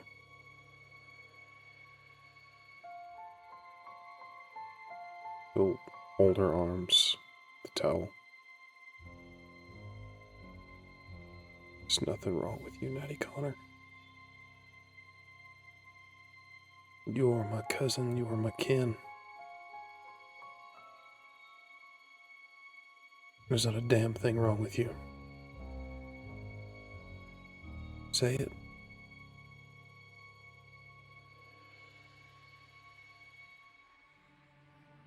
With me. Again. There's nothing wrong with me. Now look at me in the eye and say it.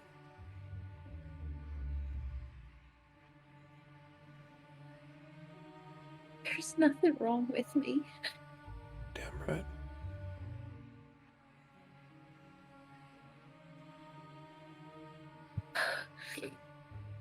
Is Tilly okay? Tilly's okay. Everything's fine. We Okay. handle our own in this house. You know that. Okay. Yeah.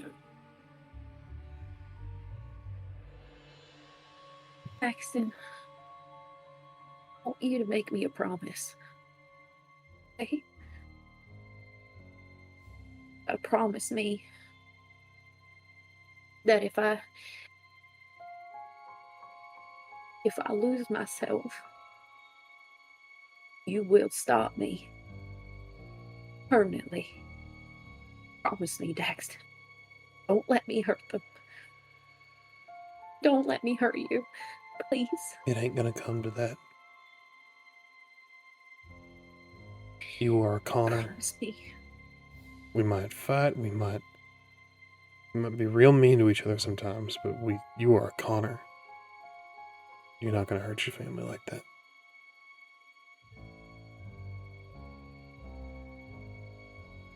She doesn't say anything. She doesn't believe him. Just nods her head. Wipes the tears from her face and kind of realizes that her clothes are all wet. And says, I'm gonna go get some dry clothes on. I'll meet y'all in the kitchen. Yeah, I'm gonna try and help Beverly with dinner. Okay. I'll be right down. Yeah. Be quick between you and me. I don't know how much Beverly's cooking has improved, and I'll be quite frank, I was never great around the kitchen. I will be right there. And she will hurry off to go get changed and come to the rescue in the kitchen. And you do. Now, Holden, as you're talking to Millie, Holden's room has always been right next to Nanny's, and you can hear all this. As you and Millie are talking, you can hear Natty asking Daxton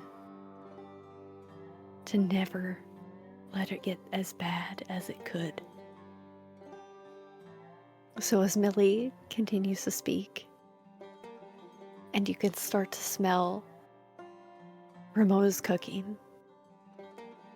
God, it's been so long since Ramona's been in this kitchen cooking. It is slightly a little too hot, but it's still that smell of comfort,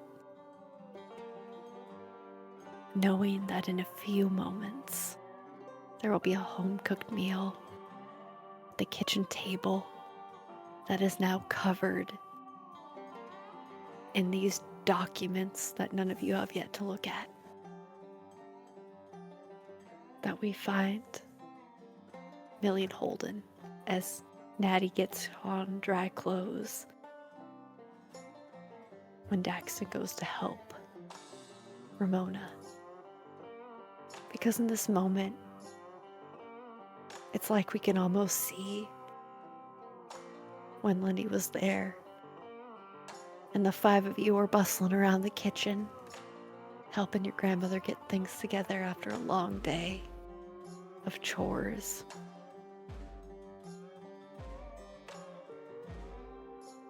But it's not that way anymore. Because Lindy is gone. And whatever happens now, 5 of you will have to deal with. What do you do, Holden and Millie? Because Millie, you can hear the slight sobs as you think and realize what you have read. That you all come to yourselves.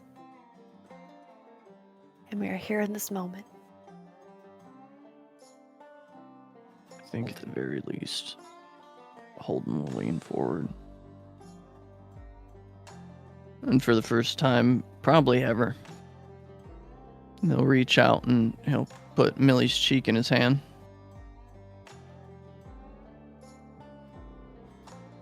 You gotta stop being so afraid to believe in things. Most of all yourself. To be afraid of you, Holden. You should be, but you don't have to be. What you saw earlier, I'm not supposed to do that against the moon.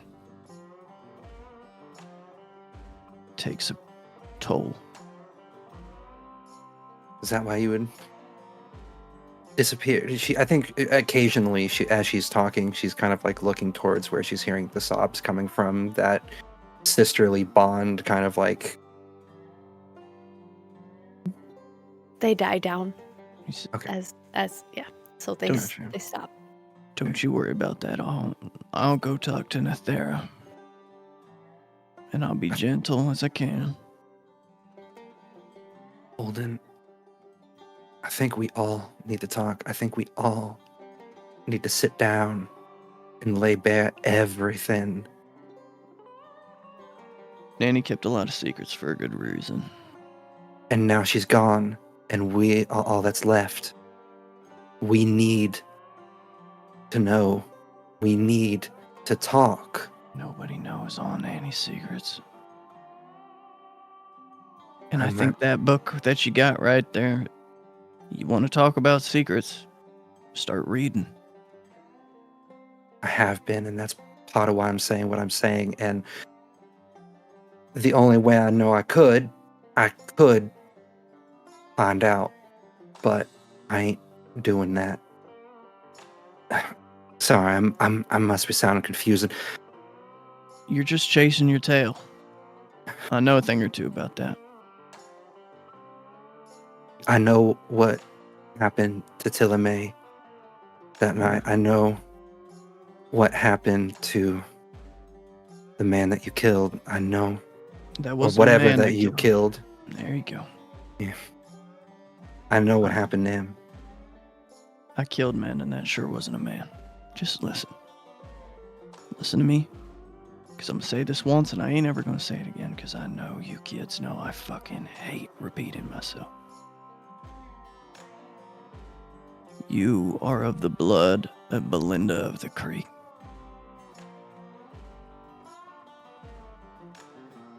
You hold your shoulders up square, your chin up high. There is not a man from here to North Carolina that can look down the bridge of his nose at you.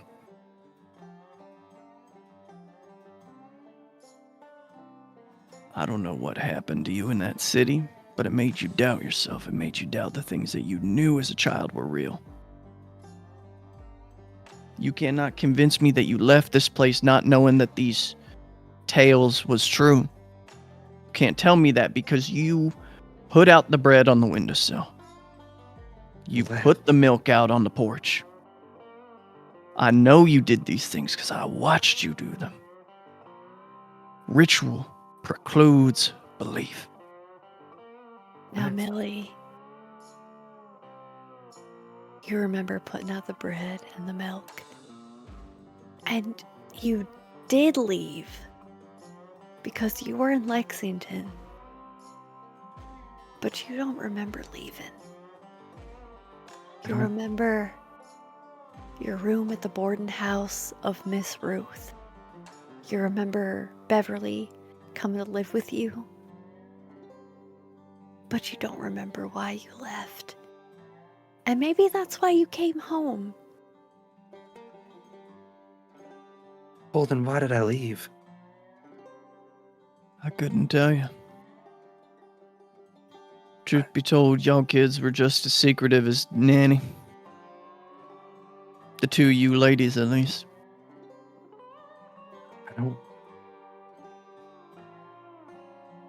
I don't remember why I left.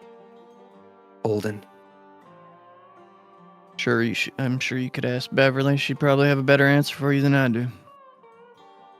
Maybe ask Daxton. He might know. And Millie, But I've never wanted to leave this place. as Holden says this, you don't remember why you wanted to leave. You clutch that book to your chest and know that this is home. I'm never leaving again, Holden. And Don't we make take a promise you can't keep. and we take a look into the kitchen, where Beverly, you have been cooking for these kids since you arrived. Nanny Lindy made sure you knew how to do all the things you need to do to survive, including That's right. cooking. And as David tries to help you, you shoo him away. Have fun. I got this. All them mink coats and all that money, you telling me you've been in the kitchen longer? Don't matter. I remember how to cook. Cooking's not like riding a bicycle. It's not like any Sure of it that. is. No, it's not. You lose things. I'm doing just fine. And she'll... shit. Which, Beverly, you're doing just fine. The heat might be a little too high. You turn it down. Everything's fine. You got this. Why'd you turn the heat down? I don't need you in my kitchen asking me squat. It ain't your kitchen. I think we've all made it. I think it's made very clear it's Holden's kitchen now. Damn I don't- right. I don't- Holden left the room with Millie and is headed to Natty's room. I don't need... Fine, I don't need you in Holden's kitchen asking me squat. Damn right. Opens the door to Natty's room. Addie is not in there. God damn it. But Sarah! but as Also- Natty finally takes and exits the bathroom, having collected yourself. David, you sit at the table, and it looks like there's a bunch of papers just splayed out in front of you. Oh, so nobody sets the table no more? We just leave things out? We just eat around the muck and all that? Sounds like you're volunteering. You got two hands? Oh my god. I was cooking. No, you weren't. Natty, porch, now. Yeah. And- She follows. And as the two of you head out to the porch, David, do you take a look at these documents? Oh, absolutely. look- If I'm clearing the table, I'm gonna peek a little bit. So, Millie, you sit down at the kitchen table with David. We will take a moment to look at Holden and Natty while I look at some notes. Sit down. Sits. There's no fight in her, which is not Natty. But there's no fight. She sits. What happened?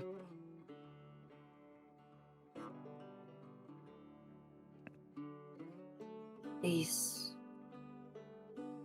voices in my head wanted me to become more of what they say I am. It was like I was there, but I couldn't stop myself. I don't... Bitter. Just good. Mhm. Like... And then but she tasted wrong, and so I tried to spit it out, but I couldn't, and then Millie grabbed me and pulled me away. And suddenly I wanted to bite Millie and to Then- eat her. Your grandmother would have talked to you about Natty. That Natty had a condition And so we had to make sure that she doesn't bite anyone, and she's just Holden. I need you to understand, Nat, there's nothing wrong with you and there's nothing wrong with Natty, okay? There's just something going on, and so I need you to make sure if I'm not there and Natty starts to get this look, that you make sure she doesn't hurt anyone, okay? I know it's a lot, but please. Recalling that conversation, Holden will look up at Natty.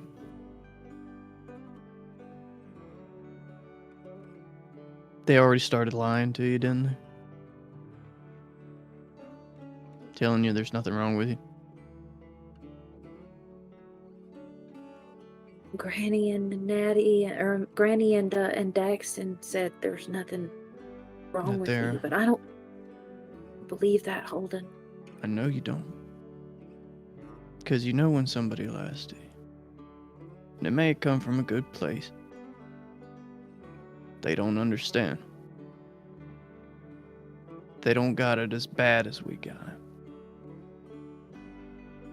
You understand me? Now, let me be very clear.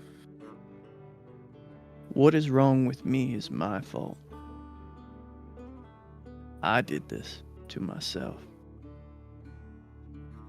I was a child, and I didn't know what I was doing. And I did this to myself.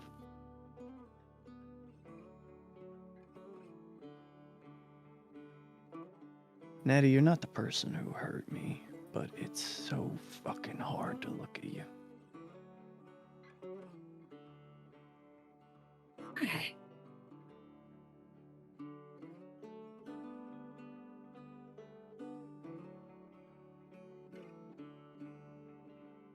It's not important right now. Please.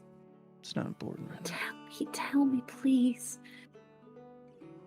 It's been years of this. You looking at me like I've done something to you, but I don't know what I've done. You've got my mother's eyes.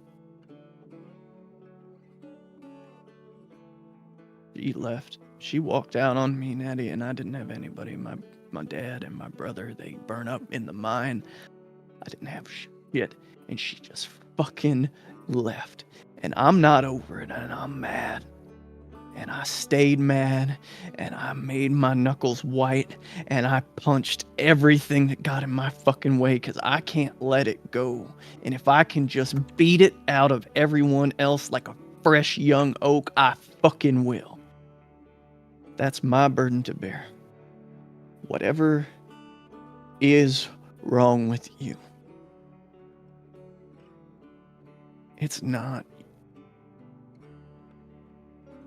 You didn't do this to yourself.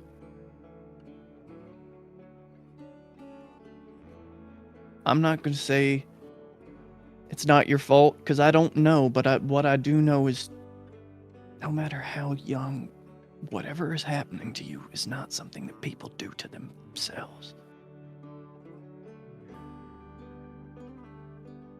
Something is trying to get a hold of you.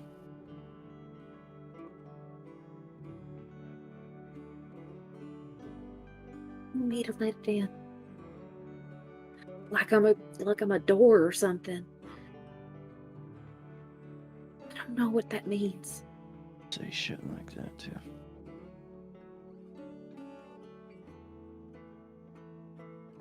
It's like old Jack goes in the places between places, you know. Holden, you feel under your skin as you talk about places between places. You feel that roll against your skin, a fur trying to push its way through.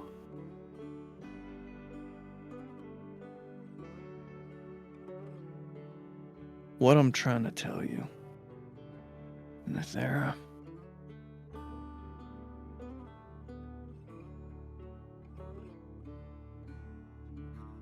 I saw men let something get a hold of them in the war.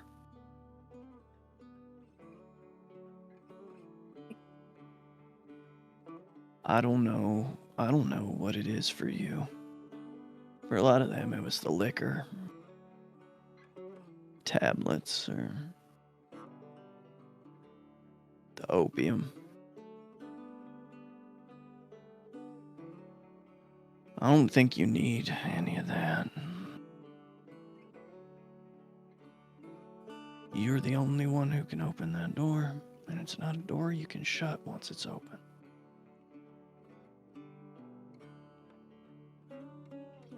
There's a moment. There's a comfort in that. You hold that power. It is begging you to get in.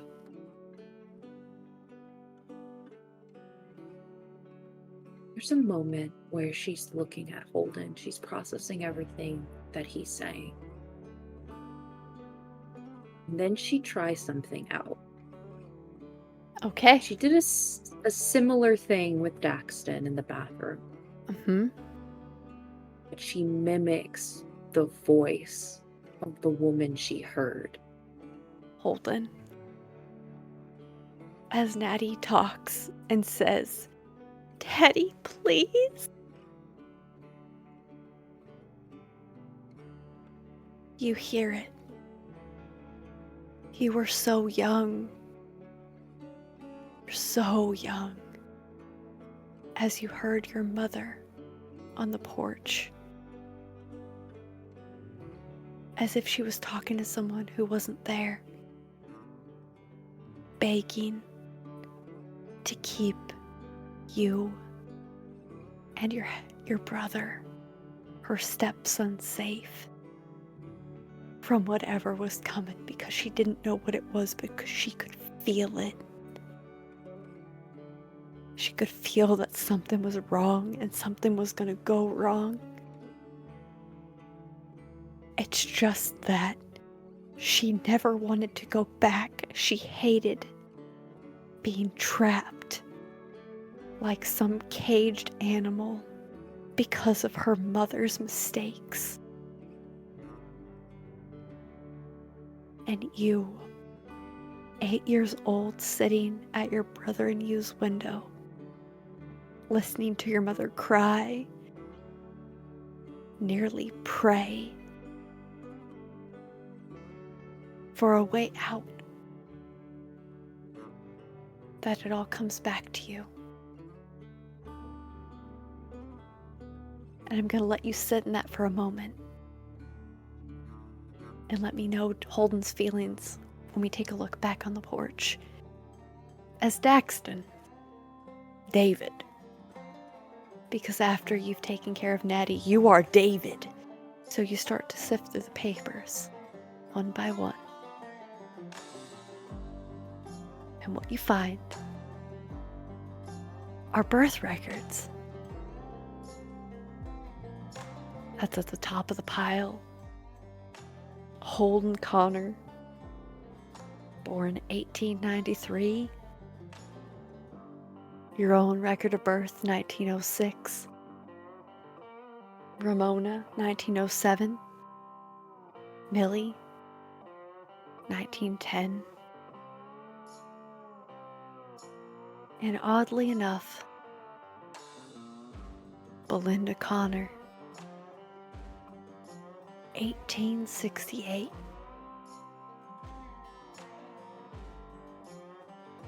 But this isn't a birth record for your grandmother, no. This is a date written when she came to this place as an infant from Ireland.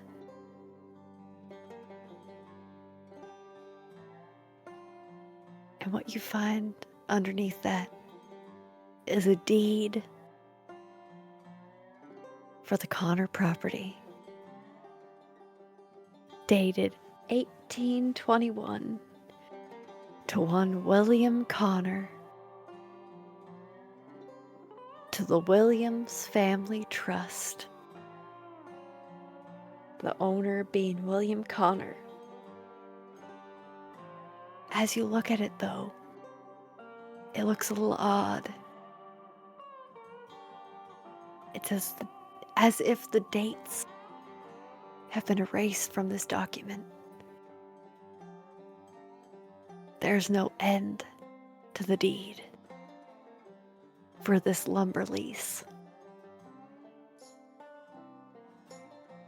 The next document is a marriage license for one William Connor and Belinda Connor, dated 1885, signed and dated by the state of West Virginia. You find no record of your parents, any of them. You also find no record of Natty. And as you look at these documents, you also see that there is no birth year for any of your parents anywhere in the documentation. However, you do see news articles, clippings of Beverly Brant, of the newest additions to the Louisville Library, with head researcher Mildred Connor. The Division of Forestry being formed, with this county supervisor being listed as Holden Connor.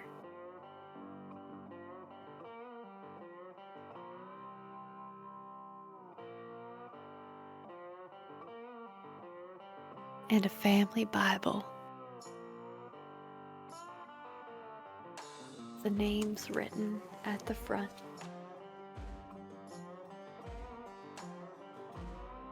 Of William Connor Jr.,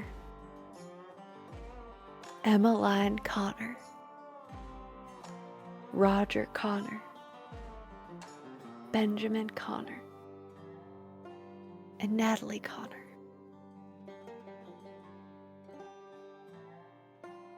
There is also a family tree. It's extensive. It's going to take a while to sort through.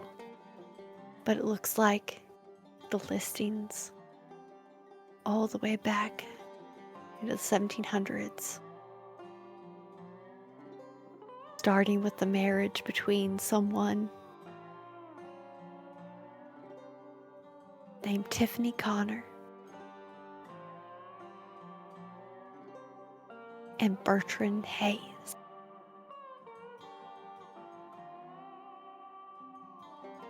In Ireland.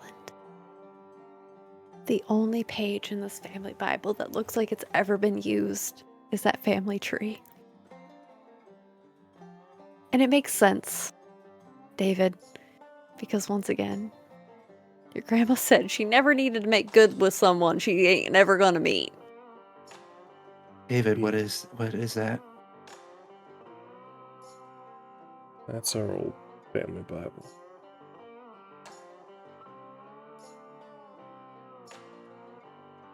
Really? You look... How does David look? You take a look. I'll push the Bible over to Millie. While she's occupied with that, he'll look over the deed again.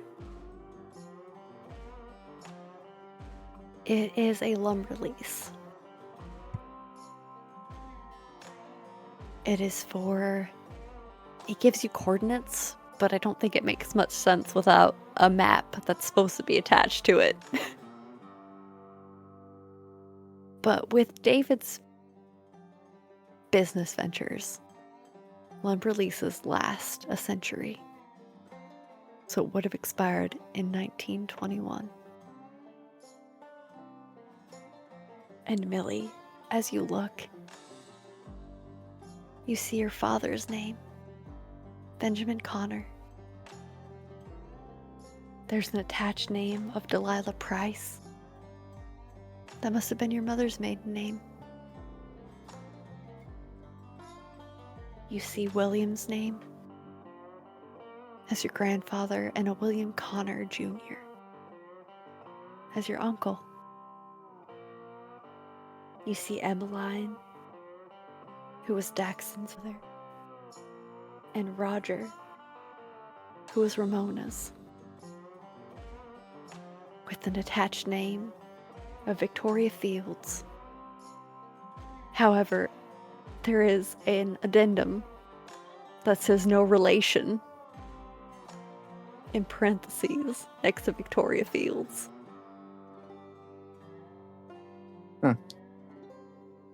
That is out loud as she reads that. And with Natalie, you see the name Eric Kingsley. It's underneath, so that must have been her stepson. As the name Lloyd Kinsley is next to it. And you would have known that was Holden's father. There are no records of Natty. I think there's also like a little bit of like hopefulness that, you know, the lost child out in the woods that Millie found was a long lost relative, but this is not giving hope. As you look at it, Millie, as you go a little bit farther up the page, you see a Garrett Connor next to the name Belinda Connor, which must have been your great uncle. And it has a death date of 1885. The same date that is on your grandmother's marriage certificate. Curiouser and curiouser. Beverly's just cooking. I think she'd glance over at the table. She'd see a book with Mildred and not think twice of it, really. And then look to David, see how pensive he looks. What you got there, David? Records. Truth be told, I'm looking for, kind of hoping to see Holden's service records in here, but there's so much shit here, I don't know if I'll find them. Who knows, he might have them in his own little shack. Right. Anything interesting? Names, dates. You know. The usual. Oh, alright. She does not believe him. Holden and Millie. Oh, sorry, Holden and Natty. With His voice. Natty mimicking his mother's voice. Think Holden, like a bolt of lightning, leaps up out of the chair and he grabs Natty hard by the jaw. Says, "You get that demon out of you. I don't want to hear that shit. I know what you are in there, and you get out of my cousin before I reach in there and grab you myself." I heard her. I don't know who she is.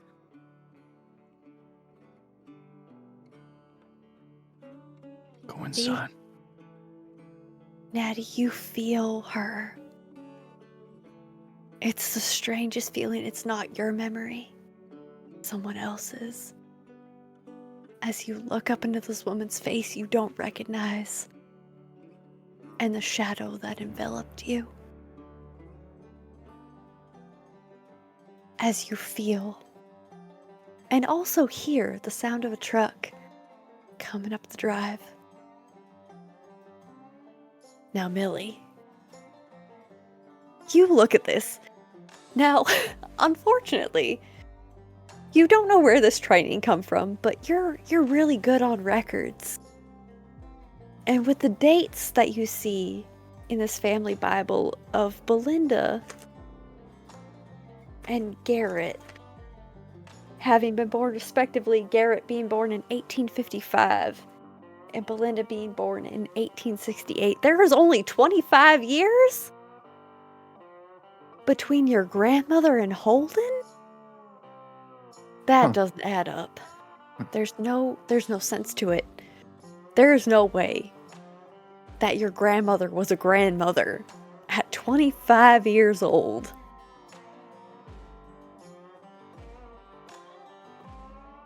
This ain't right. This can't be right.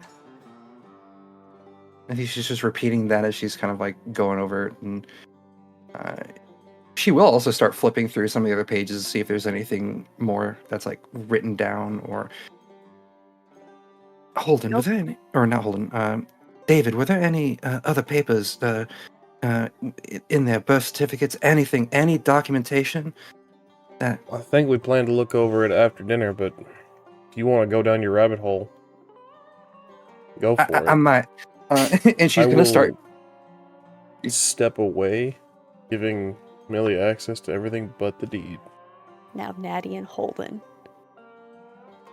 you see Leroy's truck stop at the edge of the property. You see the passenger door open, and a man with sandy blonde hair in a finely tailored suit step out. The door closes, and the truck starts backing away. Go inside.